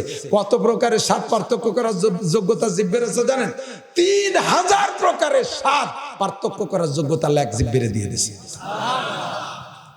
গভীর অন্ধকার, গভীর অন্ধকারে, ঘরে লাইট ফাইট কিছু নাই, চৌখো বন্ধু আরা, জিব্বেটা বেড়ে এরপর রসগোল্লা দিলি টের পাই যে রসগোল্লা, চোখ বন্ধ করে ওর পর চমচম দিলি টের পাই যে এটা রসগোল্লা না, এটা চমচম। ওই চমচম সরাইয়া আবার ওর পর যদি চোখ বন্ধ করে সন্দেশ দেন, তাহলে কি ও বসবে যে গুড়? কি বসবে? সন্দেশই বসবে। এবার জোলা গুড়, পাটালি গুড়ও টের পায়, ঠিক না? আবার খেজুরি গুড়, তাল গুড়, কুচেরি গুড়, তাও আলাদা আলাদা টের পায়। কলা দেবেন, দয়া কলা, রুম্বি কলা, সর্বি কলা, সাগর কলা, প্রত্যেকটার আলাদা আলাদা টের পায়। পাই কি পায় না? তিতের ভিতরে যে কয় কাটা গেছে, প্রত্যেক তিতের আলাদা আলাদা কয়ে দিতে পারে। এটা নিমিত তিতে, এটা ইংলিশ তিতে, এটা খয়ের তিতে, এটা আমগুরুজির তিতে, এটা ঐত্যকের তিতে, এটা নিম পাতার তিতে, আলাদা আলাদা বলে দিতে পারে। পারে কি পারে না? তাহলে এই এক জায়গায় ভাবো, এত পার্থক্য যোগ্যতা জিহ্বের ভিতরে দুনিয়ার কোনো বিজ্ঞানী দেশে কথা কয় না। জিহ্বের ভিতরে এই যোগ্যতা, এমনি এমনি কি একা হওয়া সম্ভব? ইমামে আবু হানিফা রাহমাতুল্লাহ আলাইহি আল্লাহ এই প্রস্তাব নিয়ে তো এই দাওয়াত নিয়ে ঘুরতেছে। এক নাস্তিক আনাড়ি ধামলা, ওর দলে তো হাজার হাজার আছে, সর্বকালে তো বেঈমানকে দলে লোক বেশি। কথা কন, জীবন ভরে তবলিগ করছি, আলেম ওলামা, আলেম পাবলিক সব মিলে, যখনই তবলিগের ভিতরে ভাগ হয়ে গেছে, বেশিরভাগ পাবলিক ওই মূর্খ তবলিগ লাগে দিক চলে গেছে, মৌলবীর সাথে নাই। আরে বেটা, তবলিগের কাজ চালু করছে ওলামায়ে কেরাম, তবলিগ চলবে আলেমদের ভিতর দিয়া, আলেমরা হবে সব ধর্মীয় কাজের নেতা। কতক্ষণ ঠিক না? আলেমদেরকে বাদ দিয়ে কিচ্ছু হবে না।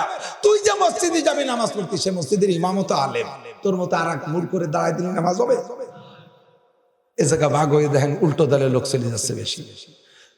ইমামে আবু হানিফা রাহমাতুল্লাহ আলাইহি চ্যালেঞ্জ করছে যে আল্লাহ এক, যদি কেউ ভুল বুঝে, যদি এর বিপক্ষে দলিল দিতে পারে তাহলে আমি তার দলে হয়ে যাব। এক নাস্তিক চ্যালেঞ্জ গ্রহণ করছে, আচ্ছা ঠিক আছে আল্লাহ এক, আল্লাহ নাই, আল্লাহ এক তো দূরের কথা আল্লাহ নাই আমি প্রমাণ করে দিতে পারি। এই নিয়ে ইমাম আবু হানিফার সাথে একটা তর্ক মঞ্চ হয়েছে, আপনারা শুনতে পারেন গল্প, তর্ক মঞ্চ হয়েছে। তো টাইম দিয়েছে যে টাইম, ওই টাইমে নাস্তিক তার দলের সব লোকজন নিয়ে মাঠের বেশিরভাগই নিচেও বসা নাস্তিক, স্টেজও বসা নাস্তিক, মুসলমান অল্প কয়েকজন আছে এক কোণে বলদের মতো ছোট কাজু বাজে বসে রয়েছে। এত বড় নাস্তিক পণ্ডিতের সাথে আরো কত নাস্তিক আছে। কি করি আজকে আমাকে মৌলভী সাহেব টেকপে আইসে, একটা নীলে লুঙ্গি পরে একটা নীলে জামা গায়ে দিয়ে আসবে, আসার কথা যে টাইমে তাতে 1 ঘন্টা লেট করে আসছে, ইচ্ছাকৃত ভাবেই 1 ঘন্টা লেট করে আসছে। এর ভিতরে ওনার এই মুনাজারায় তর্ক যুদ্ধে উনি জয় হবে 1 ঘন্টার পিছিয়ে পড়ার ভিতর দিয়েই। এখন নাস্তিক যখন দেখছে যে ইমামে আবু হানিফা টাইম মতো আসতেছে না, তখন উনি তো এবার ওনার দলবল নিয়ে স্লোগান শুরু হয়ে গেছে, হ্যাঁ মুসলমানদের পড়া যায়, আবু হানিফার পড়া যায়, আসার কথা ছিল টাইম মতো আসে নাই, পারবে না বিদায় ঠকে গেছে বলে আসে নাই, একটু দেরি হলে যা করার দরকার, স্লোগান দিচ্ছে। এর মধ্যে ইমামে আবু হানিফা সাধারণ মানুষে আমার মতো গামছা কান গাড়ি দিয়ে গুড়ি পাই চলিয়ে আসলি ধরছে ক্যাশ, হ্যাঁ মৌলভী তোমার জন্য আর কতক্ষণ বসে থাকো, তুমি তোমার আল্লাহ আছে বলে তোমার আল্লাহ তোমার টাইম মতো আইনে দিতে পারলো না। তো ইমামে আবু হানিফা বলতেছে, বাবা রাগ করেন না, সুবিধা অসুবিধা সবারই তাই, আমি তো নদীর উপার আমার বাড়ি, আসছি আইসে দিয়েছে ঘাটে কোনো নৌকো মৌকো কিচ্ছু নাই, কিচ্ছু পার হবো কি রে, টাইম মতো তো নৌকো পালি আসতে পারতাম, এখনো নাই, নৌকো ঘাটে ছিল না, কোনো অবস্থায় নেই, কোনো ব্যবস্থা নাই। হয়তো শেষে আসলে কি রে, ঘাটে এসে দাঁড়াইছি, হঠাৎ করে নৌকো যখন পাইনি চিন্তা করতেছি কি করব, দেখতে দেখতে আমার চোখের সামনে একটা গাছ, আমার ওই জায়গায় সামনে বালির মধ্যে দম করে গজাইয়া এই মুহূর্তের মধ্যে গাছটা বিশাল বড় হয়ে গেছে। এই কইলে নাস্তিক দাও, এই যে আল্লাহর ভক্তগুলো কি বলদয়, একটা কয়ে থামাই রাখছে। তারপরে কয় যে এরপরে তো গাছ ফাড়িয়ে তক্তা বানাতে হবে, সে করাতি মারাতি নাই, গাছটা নিজে নিজে ভাড়িয়ে ভালো করে তক্তা হয়ে গেল। এরপরে বুঝলাম যে তক্তা জন হবে তত নৌকো হবে না, পরে এই তক্তাগুলো একা একা মিশে মিশে সুন্দর একটা নৌকো হয়ে গেল। আমি খালি দাঁড়ায় দাঁড়ায় তামাশা দেখতেছি যে কিভাবে হয়। এরপরে এই নৌকো নিজে নিজে বানিতে নামলো, পরে আমি অবশ্য নিজেই উঠছি, আমার অবশ্য কেউ উঠে দেয় নাই, আমি নৌকোয় উঠছি, উঠার পরে মাঝি টাঝি কেউ নাই, নৌকো না আসে এইবার চলে আসছি। তো এই সব মিলে ঘন্টা খানিক দেরি হয়ে গেছে। নাস্তিক কয়, শুনছ কি কয়, বলদের মতো কি কয়, এই একা একা গাছ হয়, একা একা গাছ হয়, কেউ না লাগালি গাছের একা একা ফাড়ে, আর দেখতে দেখতে আধা ঘন্টার মধ্যে গাছ বড় হয়ে যায়, আর তাই ভেড়ে সেই তক্তা নিজে নিজে নৌকো হয়, আর নৌকো একা একা পানিতে নামে, আর নৌকো মাঝি না ছাড়া এবার ভাইয়া একা একা আসতে পারে। নাস্তিক ইমামে আবু হানিফা কয়, গাদার বেটা গাদা, একটুক একটা নৌকো একটা গাছ এ যদি এমনি এমনি না হয়, তাহলে এত বড় বিশাল ভূমণ্ডল আসমান জমিন এত বড় কিছু কেউ বানানিওয়ালা পিছনে না থাকলে কি করি হয়, কথা কন? গাছটা একা একা হয় না, নৌকোটা একা একা হয় না মিস্ত্রি ছাড়া, তাহলে এই দুনিয়ার পিছনে মিস্ত্রি না থাকলে দুনিয়া কি করে হলো? সূর্যের পিছনে মিস্ত্রি না থাকলে কি করে হলো? তোর পিছনে মিস্ত্রি না থাকলে কি করে হলো? তোর শরীরের ভিতরে এত সুন্দর সুন্দর পাশপাতি ভিন্ন ভিন্ন অনুভূতিওয়ালা বানায় দিল কে? নিশ্চয় যিনি বানাইছে তিনি আমার আল্লাহ। ভাবলেই আল্লাহরে খুঁজে পাওয়া যায়, ঠিক না? একই জায়গায় দুটি গাছ, আম গাছ লাগাইছি, একই সাইজের দুটি আটি গাছ হওয়ার পরে একটা আমে তিলে তিলে গন্ধ গাছ, জুনে জুনে গন্ধ, নাম রাখছো জুনি গাছ, জুনি আমের গাছ, আর তাতে আম টক। আর একটা গাছ রাখছে একবারে কাঁচা কাঁচা মিঠি হয়, তার নামও রাখছে কাঁচা মিঠি।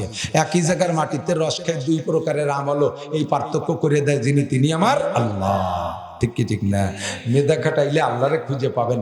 তারপরে আল্লাহ তাআলা অত কঠিন চাপ দেয় নাই। আল্লাহ কয় লা ইউকাল্লিফুল্লাহু নাফসান ইল্লা উসাহা। তোমার মতো এরকম গবেষণা কেউ করতেও যাবে না, আল্লাহরে খুঁজতে যাবে না, যাই এলে ইরি লাগাবে, বাদাম লাগাবে, কুশল লাগাবে, আকাম কুকাম করে বেড়াবে না, আল্লাহরে খুঁজে পাতে ওকে মেলা সময় লেগে যাবে। আমার আল্লাহ তাআলা সহজে 2.5 থেকে 3 লক্ষ নবী রাসূলকে বক্তা হিসেবে পাঠায় দিয়েছে, বক্তা হিসেবে পাঠাইছে। আর 104 খানা মালিক কে? তাহলে এই জগৎ চলতে আইন চলবে কার? আমলিক করো, বিএনপি করো, যে দলই করো না কেন, সর্বদলের উপরে কোরআনের দল, ঠিক কিনা? আইন চলবে আল্লাহর, শাসন চলবে কোরআনের, আল্লাহর বিধান চলবে বিদায়। আল্লাহ তাআলা 104 খানা আসমানি কিতাব পাঠাইছে, 104 খানা।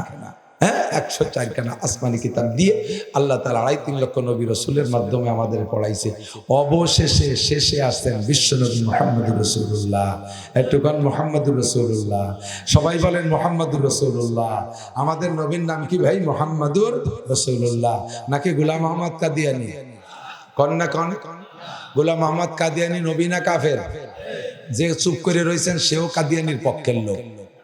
গোলাম মোহাম্মদ কাদিয়ানী নবী না কাফের? নবী না কাফের? আসল না ভণ্ড? ওর সেলা চামুন্ডা দালাল যারা আছে তারা যারা এই কাদিয়ানীরে যারা কাফের বলে ঘোষণা দেবে না, মুখ দিয়ে বলবে না, তারাও বেঈমান, তারাও কাফের। ঠিক না? ফেতনায় চতুর্দিক দিয়ে ঘিরে ধরছে। এই এক ফেতনা আছে, নাম দিয়েছে আহমাদি মুসলিম জামাত। আপনারা ধোকা খাবেন, সাধারণ পাবলিক তো কোরআন হাদিস জানেন না, নামটা শুনে তো মনে করেন তাই তো ভালোই তো, আমাকে নবীর নাম আহমদ, দলের নাম মুসলিম, আবার ভাষাও আরবি, আহমাদি মুসলিম জামাত। এই পাঙ্কু পাঙ্কু পোলাপানরা পয়সা খাইয়ে ইহুদিদের দালাল, এরা ছোট ছোট বই এনে ভিতর দিয়ে বিতরণ করতেছে, আহমাদি মুসলিম জামাতের বই পড়াচ্ছে। এরপরে রমজান মাস আসতেছে, ইফতারির খরচ, ঈদের খরচ, সেহরির খরচ, পোশাক আশাক টাকা দিয়ে দিয়ে ভিতরে হাজার হাজার মানুষকে কিনে ফেলাচ্ছে। বর্তমানে বাংলাদেশের পার্লামেন্টে পর্যন্ত কাদিয়ানীদের নেতা আছে, কাদিয়ানীদের নেতা আছে। ও মুসলমান, কিচ্ছু করতে পারবো না। কাদিয়ানীদের পণ্য প্রাণ কোম্পানি, কাদিয়ানীদের পণ্য প্রাণ কোম্পানি, প্রাণ কোম্পানি আছে না, প্রাণ পানি আছে, প্রাণ জুস আছে, প্রাণের আরো অনেক পণ্য আছে। এগুলো খুঁজে খুঁজে বয়কট করা, বর্জন করা, এটা আমাদের ইমানের দাবি। কথা কয় না? কয় হুজুর আমরা না কিনলে ওকে কি হবে? আরে কিচ্ছু হবে না, আমার লাভ হবে। ওকে বেশি এটা ক্ষতি হবে না, তবে আমার লাভ হবে। কিরম লাভ হবে? ইব্রাহিম আলাইহিস সালামকে নমরুদ আগুনে পোড়ানোর জন্য 1 মাস পর্যন্ত বাবুল শহরের সমস্ত মানুষকে দিয়া লোহা কাটার শাল কাঠ জমা করছে 60,000 টন। ইব্রাহিম আলাইহিস সালামের পোড়াতে অত কাঠ লাগে?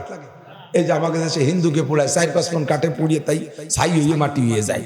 আর ইব্রাহিম আলাইহিস সালামের পোড়াইতে 60,000 টন শাল কাটার লোহা কাঠ জমা করছে। এই আগুন জ্বালাইছে, 1 সপ্তাহ তেল মারছে, 1 সপ্তাহ চতুর্দিক দিয়ে বড় বড় দামি দামি ফুঙ্কার দিয়ে ফুইয়া আগুন জ্বালাইছে। 2 মাইল উঠে গেছে আগুন, ভিতরে জাহান্নামের আগুনের মতো খালি কালো ধুমো আর ধুমো। এই আগুনের ভিতরে ইব্রাহিম আলাইহিস সালাম রে ফেলাই দিয়েছে। এখন অত নিবেনোর জন্য মুসলমানদের কোনো দমকল নাই। আল্লাহ তো ইব্রাহিম রে পোড়াবে না, কুলনা নারু কুনি বারদান ওয়া সালামান আলা ইব্রাহিম, এই দমকল দিয়ে আল্লাহ তাআলা আগুন রে ঠান্ডা করে দিয়েছে। ভিতরে যে ইব্রাহিম আলাইহিস সালাম পড়ে নাই, এটা তো পাশের কেউ জানে না। তারা জানে যে তো 1-2 মিনিট লাগতে পারে পুড়িয়ে শেষ হতে, কিন্তু ইব্রাহিম আলাইহিস সালাম তো পড়ে নাই। কন্যা সুবহানাল্লাহ, আল্লাহু আকবার। এর ওই ইব্রাহিম পুরো আগুন শেষ হওয়ার আগে তো আর ইব্রাহিমকে পাওয়া যাচ্ছে না। ফেরেশতারা তো ওর মধ্যে ধরে বাইরে নিয়ে আসে নাই, ভিতরে রয়েছে। এখন সমস্ত প্রাণী, ফেরেশতারা পর্যন্ত চিৎকার মারতেছে। একটা ব্যাঙ ও কয় যে আল্লাহ, আমি কি আগুন নিবেনোর ব্যাপারে একটু চেষ্টা করব? আল্লাহ কয়, আগুন দেখছিস তুই ব্যাং, তোর কি আছে? এই তোর কাছে দমকল আছে, তোর কাছে স্যালো মেশিন আছে, ফায়ার সার্ভিস আছে, তুই কি দিয়ে আগুন দেখছিস? তুই কি দিয়ে নিবেতে পারবি? কয় আল্লাহ, চেষ্টা তো করতে পারি। কি চেষ্টা করবি? আমার একটা টাঙ্কি আছে, আমি সাগরের পানি খাবো, কিছুক্ষণ অপেক্ষা করলে পানি পেশাব হবে, আমি দূরের থেকে জাম করে 2-3 বার পেশাব তো করে দিতে পারবো, একটু তো পারবো না। নিবুক কমপক্ষে ইব্রাহিমের পক্ষপাতিত্ব তো হবে। আল্লাহ কাছে ঠিক আছে, এটা করতে পারো। ব্যাঙ্গে যাইয়া সাগরেতে পানি খেয়ে কিছুক্ষণ অপেক্ষার পরে যখন পেটে পেশাব হয়ে গেছে, দূরিত্বে জাম করে সেরাত করে 3 বার পেশাব করে দিয়েছে। একটু আগুনের যদি ক্ষতি হয়, আরো তেলের আগুনে পানি পড়লে বাড়লিও ওই বাড়াতে ইব্রাহিমের তো কোনো ক্ষতি হচ্ছে না। কিন্তু এই ব্যাঙ্গে তো পানিরে আগুনটা বাড়ানোর জন্য পানি মারে নাই, সে তো নিবেনোর জন্য করছে, ঠিক না? তাতে ইব্রাহিম আলাইহিস সালামের 1 পয়সার যদি উপকার হয়, ফাঁকে উপকার হয়ে গেছে ব্যাঙ্গের। উপকার কার? ব্যাঙ্গের উপকার হয়ে গেছে। আল্লাহ কয়, ব্যাং তুই আমার ইব্রাহিমের পক্ষ করে নিয়েছিস, ইব্রাহিমের পক্ষপাতিত্ব করেছিস, আমার ইব্রাহিমের সৈনিকদের কাতারে দাঁড়াইছিস। ও ব্যাং, তোরে আমি পুরস্কার দিলাম। 1 নম্বর পুরস্কার তোর পেশাবরে আমি পবিত্র ঘোষণা দিলাম। ব্যাঙ্গের পেশাব পাক, মানুষের পেশাব পাক না না পাক? বড় পীর আব্দুল কাদের জিলানীর পেশাবও না পাক, আহমদ শফি সাহেবের পেশাবও, সরমনার পেশাবের পেশাবও, 1800 পেশাব করছি, পেশাবের পেশাব তো কাছাকাছি হয়ে যায়, জড়াই গেছে। আট রশির পেশাবের পেশাবো, ঠিক না? ব্যাঙ্গের পেশাব পাক। এই লাভটা ব্যাঙ্গে অর্জন করছে, একটু পেশাব করে দিয়ে ইব্রাহিম আলাইহিস সালামের পক্ষ নিয়া। ইব্রাহিমের উপকার হয় নাই, লাভ হয়ে গেছে ব্যাঙ্গের। 2 নম্বর পুরস্কার, তোর পেশাবে কোনোদিন শর্ট পড়বে না। রাত্রে আটা দিলি ব্যাঙ্গের গায়ে লাথি লাগলি পেশাব করে দেয় না? ওই ব্যাঙ্গের গায়ে যদি এক রাত্রে 50 বারও লাথি লাগে 50 বারই পেশাব করবে। ফাঁকেও তো পানি খাইয়ে আসে না, ওর 50 বারের পেশাব গুছালি 2 ব্যাঙ্গের সমান ওজন হবে। কিন্তু এই পেশাব আসে কোন যায় তোর? যতবার লাথি লাগবে অতবার পেশাব করে। আল্লাহ কয় কিয়ামত পর্যন্ত লাথি খাবি আর পেশাব করবি, তোর পেশাবে কম পড়বে না। তোর ভিতরে বরকত আমি দিয়ে দিছি। লাভ কইছে কার? ব্যাঙ্গের না ইব্রাহিমের? কথা বলেন কার? ইব্রাহিমের না, ব্যাঙ্গেরই লাভ হয়েছে। 3 নম্বর পুরস্কার, অনর্থক একটা ব্যাঙ্গরে মারিয়ে ফেলি যে গুনাহ হয়, ওই গুনাহ মোচনের জন্য একটা খাসি কাফারা দিতে হবে। খালি খালি ব্যাংরে মাড়ই মারবেন, যে গুনাহ হইছে ব্যাং মারার পরে একটা খাসি জবাই দিয়ে লুটোই দিতে হবে। এই পরিমাণ গুনাহ আপনি করছেন, তার সম্মান এত বেশি করে দিয়েছে আল্লাহ তাআলা। আল্লাহু আকবার। আবে দরিয়া রা আগার না তো আকাশিদ হাম্বা কদরে তৃষ্ণাগি বায়াত চাশিদ।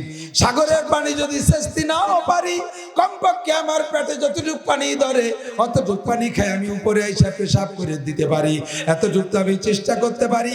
হে বান্দা, ওই কাদিয়ানীদের বিপক্ষে আমি কিছুই করতে পারবো না, ওই ইহুদিদের পণ্যের ইন্ডাস্ট্রিজে আমি ক্ষতি করতে পারবো না, তবে কমপক্ষে আমি আল্লাহ আল্লাহ রসুলের পক্ষপাতিত্ব কইরা বিশ্ব নবীর পক্ষে দালালি করব। আর কাদিয়ানী গোলাম আহমদের বিপক্ষে আমি জিহাদের ডাক দেব। এই জিহাদ আমার এতটুকু আপাতত, আমি প্রাণ কোম্পানির কোনো জুস খাইব না, প্রাণ কোম্পানির পানি আমি ব্যবহার করব না, ওদের কোম্পানির কিছু আমি গ্রহণ করব না। আমার এতটুকু পরিশ্রমে তাদের কোনো ক্ষতি না হইল, কমপক্ষে আমার লাভ হবে, কিয়ামতে আমি নবীর উম্মত হিসেবে পরিচয় দিতে পারবো। আর এক দাতালের আবিষ্কার হইছে, আবির্ভাব হইছে। দাতাল, এর নাম হলো সেলিম। ওর গুরুর নাম বায়েজিদ খান পন্নী। ওর সেলা কিন্তু এই জায়গায় দিয়েও আছে। মহিলা পুরুষ একসাথে নিয়ে নামাজে দাঁড়ায়, নতুন শরিয়াত আবিষ্কার করছে। ও কয় যে কওমি হুজুররা একটা হিদায়াতের পর নাই, আলিয়ার হুজুররা সব গুমরা, চাইর মাযহাবের চাইর ইমাম গুমরা, তবলিগ সরমুনাই গুমরা। এ দেশের যত মুসলমান আছে আপাতত সব কাফের আছে। যদি মুসলমান হতে হয় তাহলে আমার এই শরিয়াতের পর আসতে হবে। তার নাম হলো হিজবুত তাওহীদ। দলের নাম কি? হিজবুত তাওহীদ। মহিলা পুরুষ একসাথে, একটা পুরুষ একটা মহিলা, একটা পুরুষ একটা মহিলা মাঝে খুঁজে দাঁড়ায়, যাতে নামাজের মধ্যে খুব তৃপ্তি পায়। তাও আপন দে পর দে মিশাই গুছাই দাঁড়ায় নামাজের মধ্যে, যার যার খোঁচাখুচি টিপাটি বিরক্তি তালে তাকে আর নামাজ পড়াচ্ছে। সেলিম আলাই ইমাম, তার হেনে সাইডে দাঁড়িয়ে আছে বিটিকে বগলের মধ্যে একটু খাইজনি দাঁড়ি, উনি হয়েছে ইমাম সাবুজুর। সেলিম সিজদায়, মুসল্লিরা রুকুতি, ওরা ঘুরে আসতে আসতে সেলিম ফিরে রুকুতি। সারা নামাজ পড়ে মুসল্লি ছড়াই গেছে। আমার বড় দুঃখ লাগে, এদেশে এত উলামায়ে কিরাম থাকতি, এক শ্রেণীর শিক্ষিত জনতা ওই বদমাইশ সেলিম লুচ্চা, ওই লুচ্চার সাথে তার সাথে দল দিয়ে সেই দলের ভাইরাল করে বেড়াচ্ছে, সেই দলের তবলিগ করে বেড়াচ্ছে। মুসলমান সাবধান হয়ে যাও, সতর্ক হয়ে যাও, দাজ্জালের যুগ এসে গেছে। দাজ্জাল আর বেশি দেরি নেই, মনে হয় চলে আসবে। কতক্ষণ ঠিক কি ঠিক না? আল্লাহ তাআলা আমাদের হেফাজত করে বলেন আমিন। আমাদের নবীর নাম মুহাম্মাদুর রাসূলুল্লাহ। নবীকে আল্লাহ তাআলা পাঠিয়ে বলতেছেন, ইয়া আইয়ুহান নাবিয়্যু ইন্না আরসালনাকা শাহিদাও ওয়া মুবাশশিরাও ওয়া নাযীরা ওয়া দাঈয়ান ইলাল্লাহি বিইذনিহি ওয়া সিরাজাম মুনীরা। হে নবী, তোমার শিল্পপতি হইতে পাঠাই নাই, কোটিপতি হওয়ার জন্য পাঠাই নাই, সর দখল করে জমিদারি করবার জন্য পাঠাই নাই, জাল দলিল মিথ্যে সাক্ষী মিথ্যে মামলা করে বেড়াবা সেজন্য পাঠাই নাই, মানুষ মেরে কচু কাটা করবা সেজন্য তোমারে পাঠাই নাই। তোমারে পাঠানোর উদ্দেশ্য আমার যে কয়টা তা শোনো। ইয়া আইয়ুহান নাবিয়্যু ইন্না আরসালনাকা শাহিদান, তোমারে পাঠাইছি উম্মতের জন্য সত্য সাক্ষী হিসেবে। তুমি উম্মতের পক্ষে বিপক্ষে কিয়ামতে যেমন সাক্ষী দিবা, আমি আল্লাহ তাআলা এরকম বিচার করব। আমি আল্লাহ তাআলা ওইরকম বিচার করব। নবী বললেন, আল্লাহ আমি সাক্ষী দেব কাদের? যাদেরকে চোখের সামনে দেখতেছি এদের সম্পর্কে সাক্ষী দিলে এইটি হবে সত্য সাক্ষী। আমার আগে কোটি কোটি মানুষ চলে গেছে, তাদের দেখি নাই, তাদের সপক্ষে বিপক্ষে কিভাবে বলবো? আমি মারা যাওয়ার পরে কিয়ামত পর্যন্ত মানুষ আসবে, এদেরকে দেখবো না, এদের সপক্ষে বিপক্ষে কিভাবে বলবো? আমার আল্লাহ জবাব দিয়ে দিলেন, শাহরুর রমাদান আল্লাযী উনজিলা ফীহিল কুরআন হুদাল লিন-নাসি ওয়া বায়্যিনাতিন মিনাল হুদা ওয়াল ফুরকান। এই রমজান মাসে তোমার একখান কিতাব দিয়েছি, কিতাবের নাম হলো কুরআন। ওই কিতাবের ভিতরে কিয়ামত পর্যন্ত যত যা কিছু ঘটবে আর দুনিয়ার সৃষ্টির শুরু থেকে নিয়ে পর্যন্ত যা হয়েছে সব কিছু ওই কিতাবের মধ্যে আছে।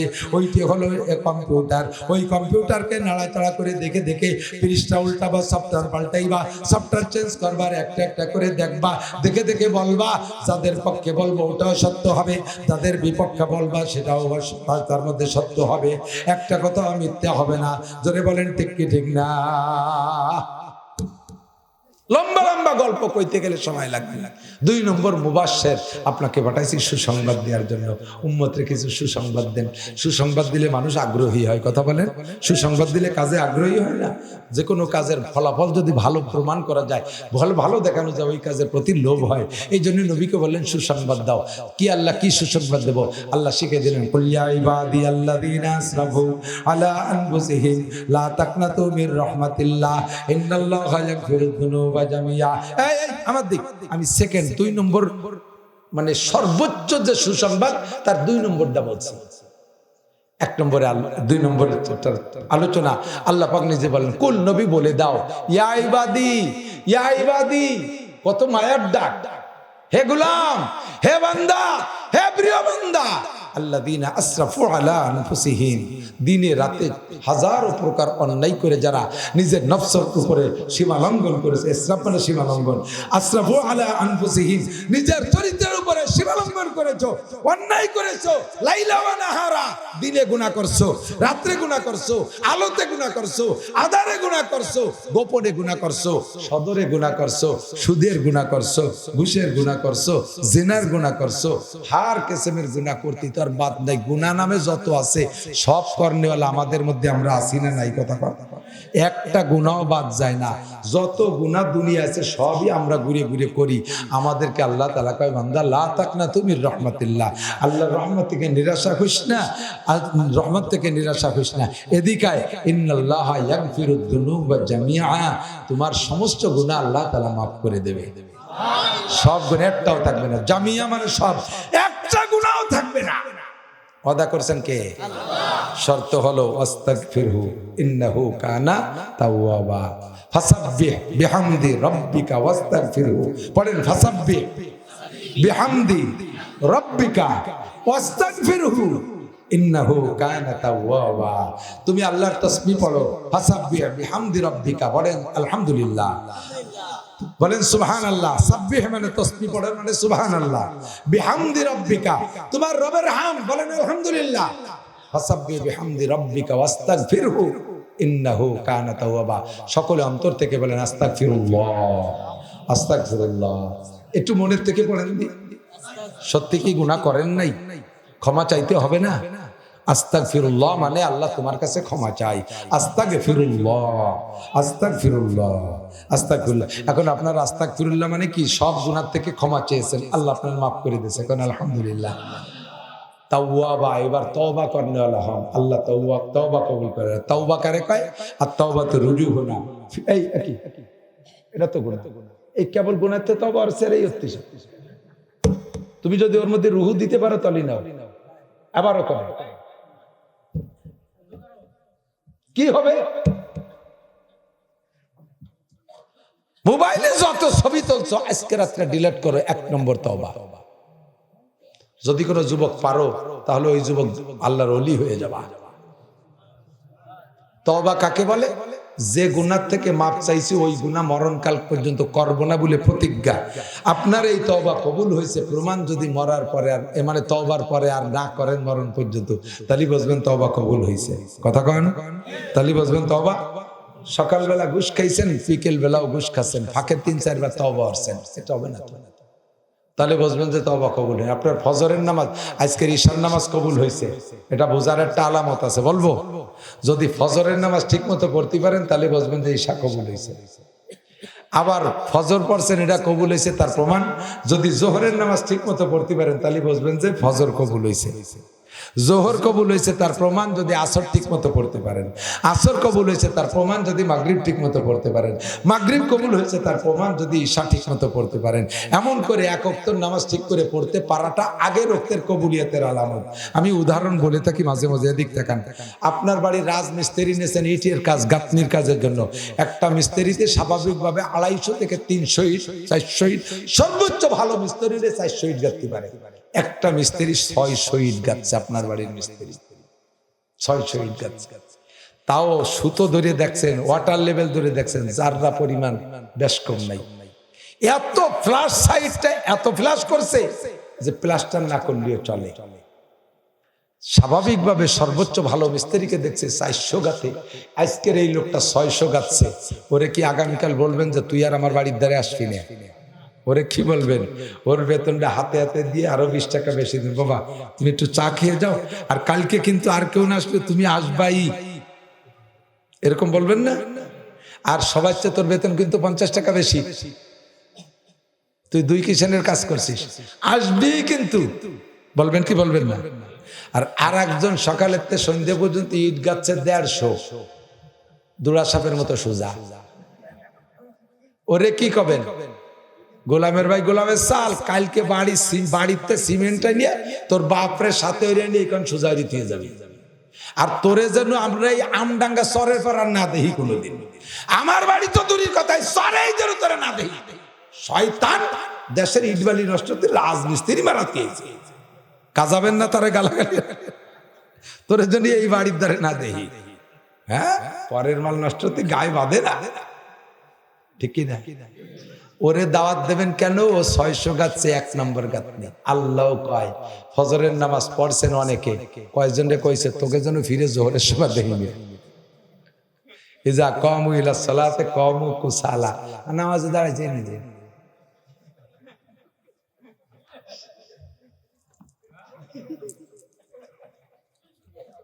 আল্লাহকে তোরে যেন মসজিদে দেই না, ফারদার তুই আসবি না। মহিলা নামাজ পড়তেছে, মাইয়ের সাথে আর কেতেছে, কেনিও মারতেছে, বিলেইটা সামনে হাত দিয়ে ঠেলি সরাইতেছে। আল্লাহকে তোরে যেন যায় নামাজে দেই না ফিরে উঠতে। পথ মায়েশ মহিলা নামাজের মধ্যে বিলেই খেদাস। আর আপনার নামাজ এই সবার ভিতরে খুব পছন্দ দিছে, আল্লাহ আপনার দাওয়াত দিয়ে দিয়েছে ফজর, বান্দা তুমি কিন্তু অবশ্যই দুপুরে জোহরে আসবা, তোমার নামাজ মসজিদে আমি দেখে খুব ভালো লাগছে, এরকম নামাজ আমি দেখতে, তুই অবশ্যই জোহরে আসবি। জোহর পড়ে যাওয়ার সময় তুমি কিন্তু আসরের সময় যেন কাজের ব্যস্ততায় পিছিয়ে পড়ে না, তোমার জন্য আসরে দেখি। আবার আসরে যা দে বান্দা মাগরিবের সময় একটু আসিস, শেষে করে দেয় ঈশার নামাজটা পড়ে যে শুইস। ঈশা পড়ার পরে কয় বান্দা তুই কিন্তু ফজরে আসবি, তোর মতো মুসল্লি মসজিদে না আসলে মসজিদের নূর বাড়ে না, বুঝবেন যে আপনার নামাজ কবুল হচ্ছে। প্রত্যেক ওয়াক্ত মালিকের পছন্দ হচ্ছে, বিধায় দাওয়াত দিয়ে দিয়েছে, ঠিক কি ঠিক না? আপনি তওবা করবেন। আর এই বিলেত তওবার মতো, বিলেত তওবা, বিলেতি ভাজা মাছ চুরিয়ে রে খালি বিটিকে হাতের মাথায় যা থায় তাই দিয়ে বাড়ি মারে না, পাইছে বটিরা শাড়ি মারিয়ে দিয়েছে চ্যাঙ্গা বাড়ি, বাড়ি খাইয়ে বিলেতি ক্যাক ক্যাক করতে করতে চলে যেত, ওর হাসপাতাল তো মাছার তলে। যাইয়ে তওবা আস্তাগফিরুল্লাহ, মইদিও যদি যাই দরকার হয় পচা ইন্দুর খাবো, তবুই বনিয়াদমের ভাজা মাছ চুরিয়ে রে খাবো না, এই মাজা ভাঙ্গা বাড়ি আর ছয় না। কোড়া হতি হতি যাইয়া বিলে মাছার তলে তওবা চিল্লা হইলে গাড় কাজ করে কালি তাই ফিরে যাই টাই উঠে কয় কি না খাবো কি তাই। আমরা কি কড়ই আছে নাকি? আমরা কি মাছ ধরিয়ে বাজিয়ে মেজে খাতে নিয়ে তবে চুরিয়ে খাবো, বাড়ি দড়ি খাবো? আমাকে পূর্বপুরুষটাই মাইদের খাতে খাতে মারছে। বাড়ি যখন খায় তখন তওবা, আর যখন মাজা ব্যথা সারি যায় আবার সেই কর্মকারের লোহা, কর্মকারের লোহা। দেখছেন না কামারের দোকানে গেছেন, বাড়ির শব্দ কিরম কয়, যাই সেই যাই সেই, এর 2 প্রকারের আওয়াজ কেন জানেন? দাঁড়াইয়ে যে কাছাই দিয়ে বাড়ি 5 কেজি হ্যামার দিয়ে ওটা হয় জোরে, আর আসল কর্মকার বসে ছোট্ট একটা বাড়ি দেয়। দেখছেন না?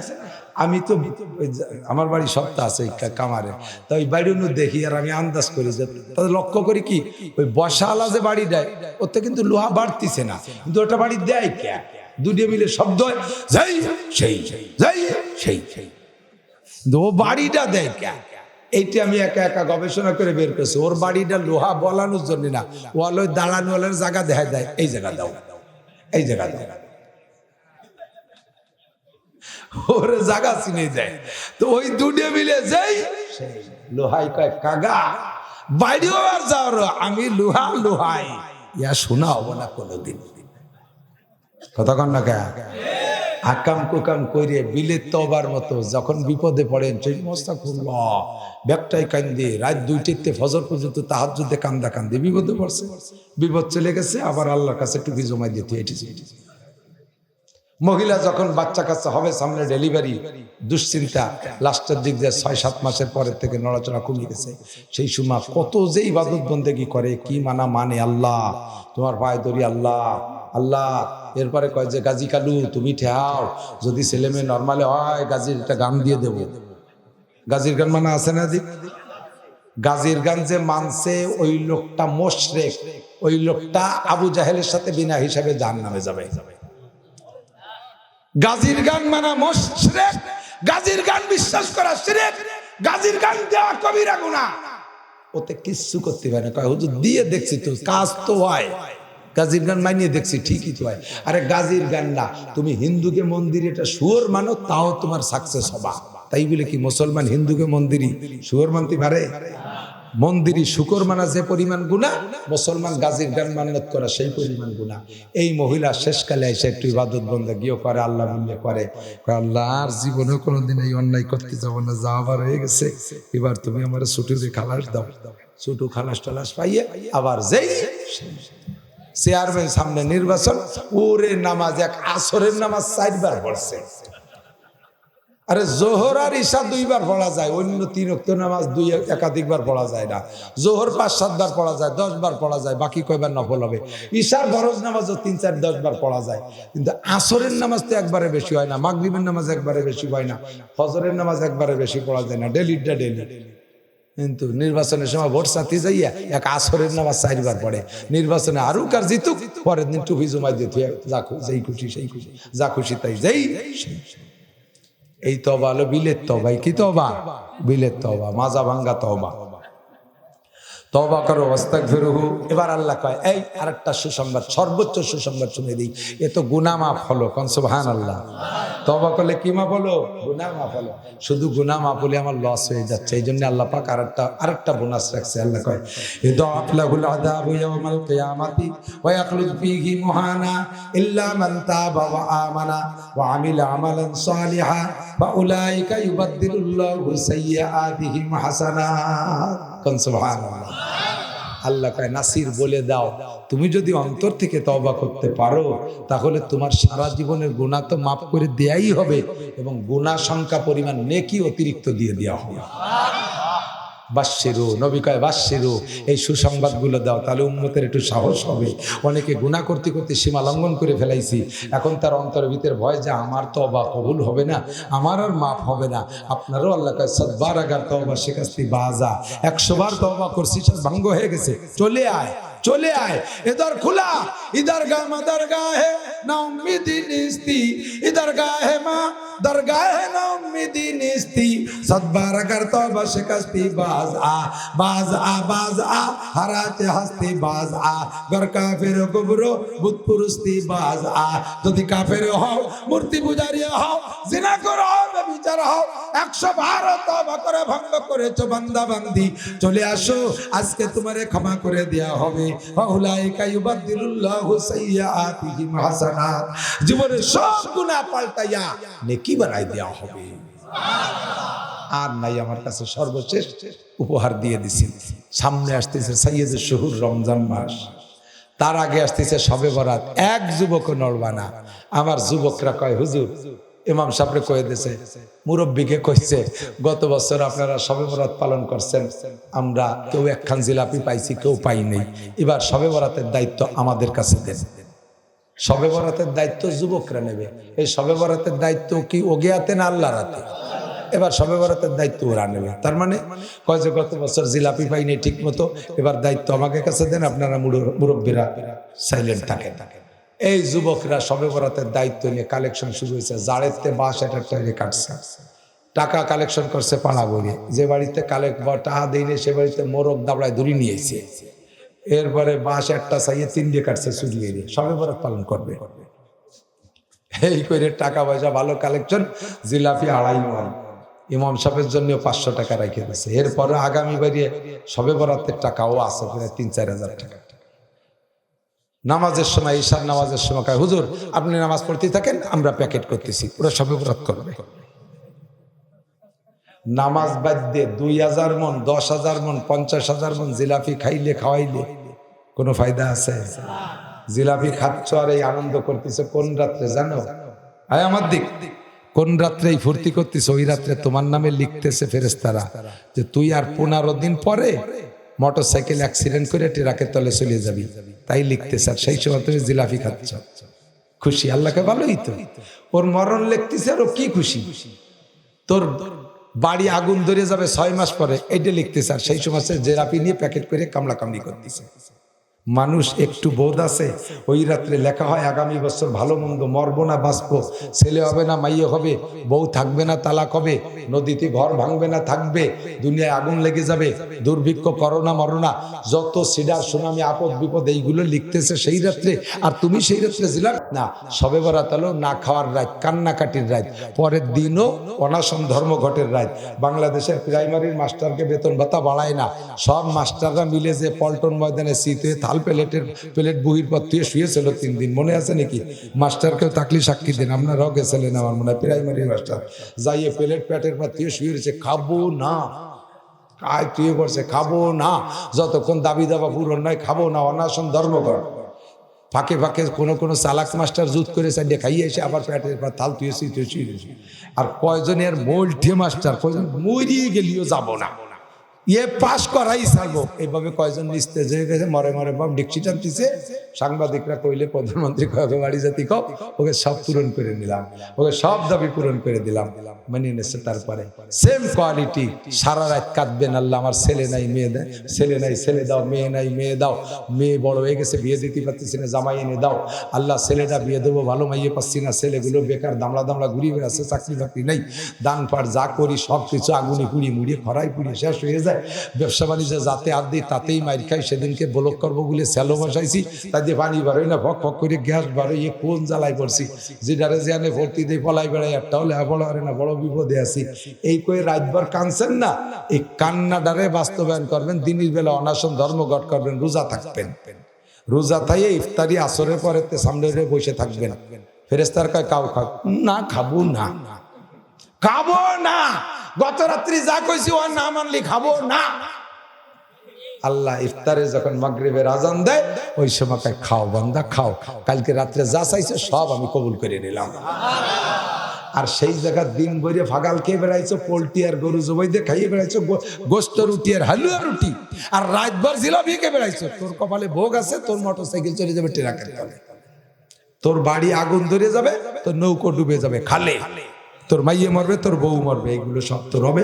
মেম্বারেতে দাঁড়াবি, 6 ভোটে ফেল করবি, স্টপ করে বেরিয়ে যাবি, যা যা সবে বরাতে যা করার দরকার করিস নাই, করছি যত উল্টো পাল্টো কথা কন, বসছেন নাকি কথা? কাজেই ওই রাত হালুয়ার রুটির রাত না, পাক্কা প্রতিজ্ঞা করেন এবছর এই শবে বরাত উপলক্ষে পোল্ট্রি গরু হালুয়া রুটি হবে। পারবেন এই ওদের পর ঠিক থাকতে? পারবেন? কারা কারা হবে? এগুলো হবে, কান্নাকাটি আর ইবাদত হবে, আর রোজা হবে, ঠিক? রাতভর কান্নাকাটি আর দিনই রোজা, ঠিক আছে তো? আমি কথা খাবো কবে? খাবেন হলো 2 ঈদই, আর একটা দিন আছে খাওয়ার, কুরবানির ঈদের চাঁদের পরে একটা চাঁদ উঠবে মহররম, ওই 10 তারিখের রাত আগে আসে তো, রাত্রে যত প্রকার বিরিয়ানি, পোলাও, কাইলিয়ে, কুরমা, গাজিরা, টিকরিচর, ভাঙ্গাচর, লঙ্কাচর সব গুছাইয়ে দুমচাকা খাবেন। শেষ রাত্রি সেহরিকে দিনই রোজা রাখবেন। আল্লাহ নবী বলেন আগামী 1 বছর আল্লাহ রুজির বরকত বাড়াই দেবেন। জম্মের খাওয়ার দিন হলো মুহররমের 10 তারিখ, আর দুই ঈদের কয়দিন? 5 দিন। দুই ঈদের 5 দিন, দুই ঈদের 2 দিন, কুরবানির ঈদের পরে 3 দিন, 5 দিন আর মুহররমের 1 দিন, 6 দিন। এই 6 দিন হলো যত খেয়ে পারেন, যত খেয়ে পারেন। আর ইফতারির সময় খাবেন গলা সমান, চাবাবেন না, খালি লোট দেবেন, কোনো হিসেব নিকেশ নাই। তাই বলে রোজা থাইয়ে বুঝদাইরে পাল্টি না, রোজাদাররা আবার খাতি পারে না, তারা লামসাম খাইয়ে কেল্লাই বাড়ে। আরে বুঝদাইরে কয়টা দেখবেন যে আশের মতো লোট দেয়, গুদম বুঝায়, ঠিক না? আপনারা রোজাদাররা 1 লোক পাকে নামাজে গেছেন, ওই কটা গিলতি তালে রয়েছে, নামাজেও যায় না। রমজানে ইফতারি সেহরি খাবেন পরান ভরে, 2 ঈদের 5 দিন, মুহররমের 1 দিন। এই শবে বরাতে খাওয়া দাওয়া অনুষ্ঠান হবে না, ঠিক আছে? আমল করা যাবে তো ইনশাআল্লাহ। সহি কথাগুলো শুনতে পারবেন জীবন ভরে। যতদিন দেশে কওমি মাদ্রাসা থাকবে, যতদিন দেশে মাদ্রাসা থাকবে, মাদ্রাসা আছে তো সেই সুবাদে আমি আসছি। আমি নিজেই মাদ্রাসার প্রোডাক্ট, তারাইল ফুকরা মাদ্রাসার ছাত্র, গহরডাঙ্গার ছাত্র, আমি নানুপুর পড়ছি, দেওবন্দে পড়ছি, এই সব কওমি মাদ্রাসার ছাত্র আমরা। এই প্রোডাক্ট যতদিন থাকবে, ওই কারখানা যতদিন থাকবে, প্রোডাক্ট ততদিন থাকবে, প্রোডাক্ট যতদিন থাকবে, প্রোডাকশন ততদিন চলতে থাকবে, ঠিক কি ঠিক না? আপনাদের এই এলাকায় মাদ্রাসা কোনটা? এনে মাদ্রাসা আছে? আইনে বাড়ি উঠো মাদ্রাসায় ইটেলের মধ্যে আমার সুতি দিবি, গরুরে খাটে সুতি দিলি ঘুমায়, ওরে দিয়ে দেবে গুয়ালি। আমরা মৌলবীর আমাকে জন্ম মাদ্রাসার মধ্যে থাকি, মাদ্রাসার মধ্যে ওর ভিতরে ভাঙ্গাসুরা যা আছে সেই জায়গা তৃপ্তি পাই। রাজার বাড়ি সুতি দিলে আমার ঘুমায় না। মাদ্রাসা দেখাতে হবে, আমার মাদ্রাসা চিনতে হয়, কোনদিন এই ভুল করবা না। আমরা মাদ্রাসার পাখি, ওর ভিতরে মজা পাই আলাদা। এই মাদ্রাসা এখানে ছোট্ট আছে, একদিন বড় হয়ে যাবে। তারাইল ফুকরা মাদ্রাসায় পড়তে আসছি, মাত্র 2 ক্লাস, 1 মসজিদ, 1 ক্যান্টিনের ঘর। আর এখন সে জায়গা বিল্ডিং কে বিল্ডিং। আমার মাদ্রাসা 13 সালে আমি হাতে নিছি, মাত্র 1 ক্যান্টিনের ঘর। যারা গেছেন তারা দেখছেন, যারা না গেছেন দাওয়াত থাকলো, আল্লাহর রহমতে, আল্লাহর রহমতে। তাই আমার মনে আছে নাকি আমি কবে সে 200 বছর আগে আইছে আদম আলাইহিস সালামের পর পর, তাই মনে আছে? এই যে হিন্দে আর কথা কয় না। এখন এই মাদ্রাসা এখন ছোট আছে, একসময় ছোট থাকবে না, কথা কন। ছোটদের কিন্তু ছোটদের পিছনে খরচ বেশি, বড়দের পিছনে খরচ কম। আমরা 2 লুঙ্গি, 1 গামছা, 1 গেঞ্জি, 2 পাঞ্জাবি সারা বছর চলে যায়। এই শীতকাল মিতকাল দিয়ে 1 চাদর হলি হয়ে যায়। আর ছোট দুধের বাচ্চারা জাঙ্গিয়েই কিনা লাগে 30টি, ঠিক না? কুটি খেতা 20-22 কান, বড় খেতা 7-8 কান।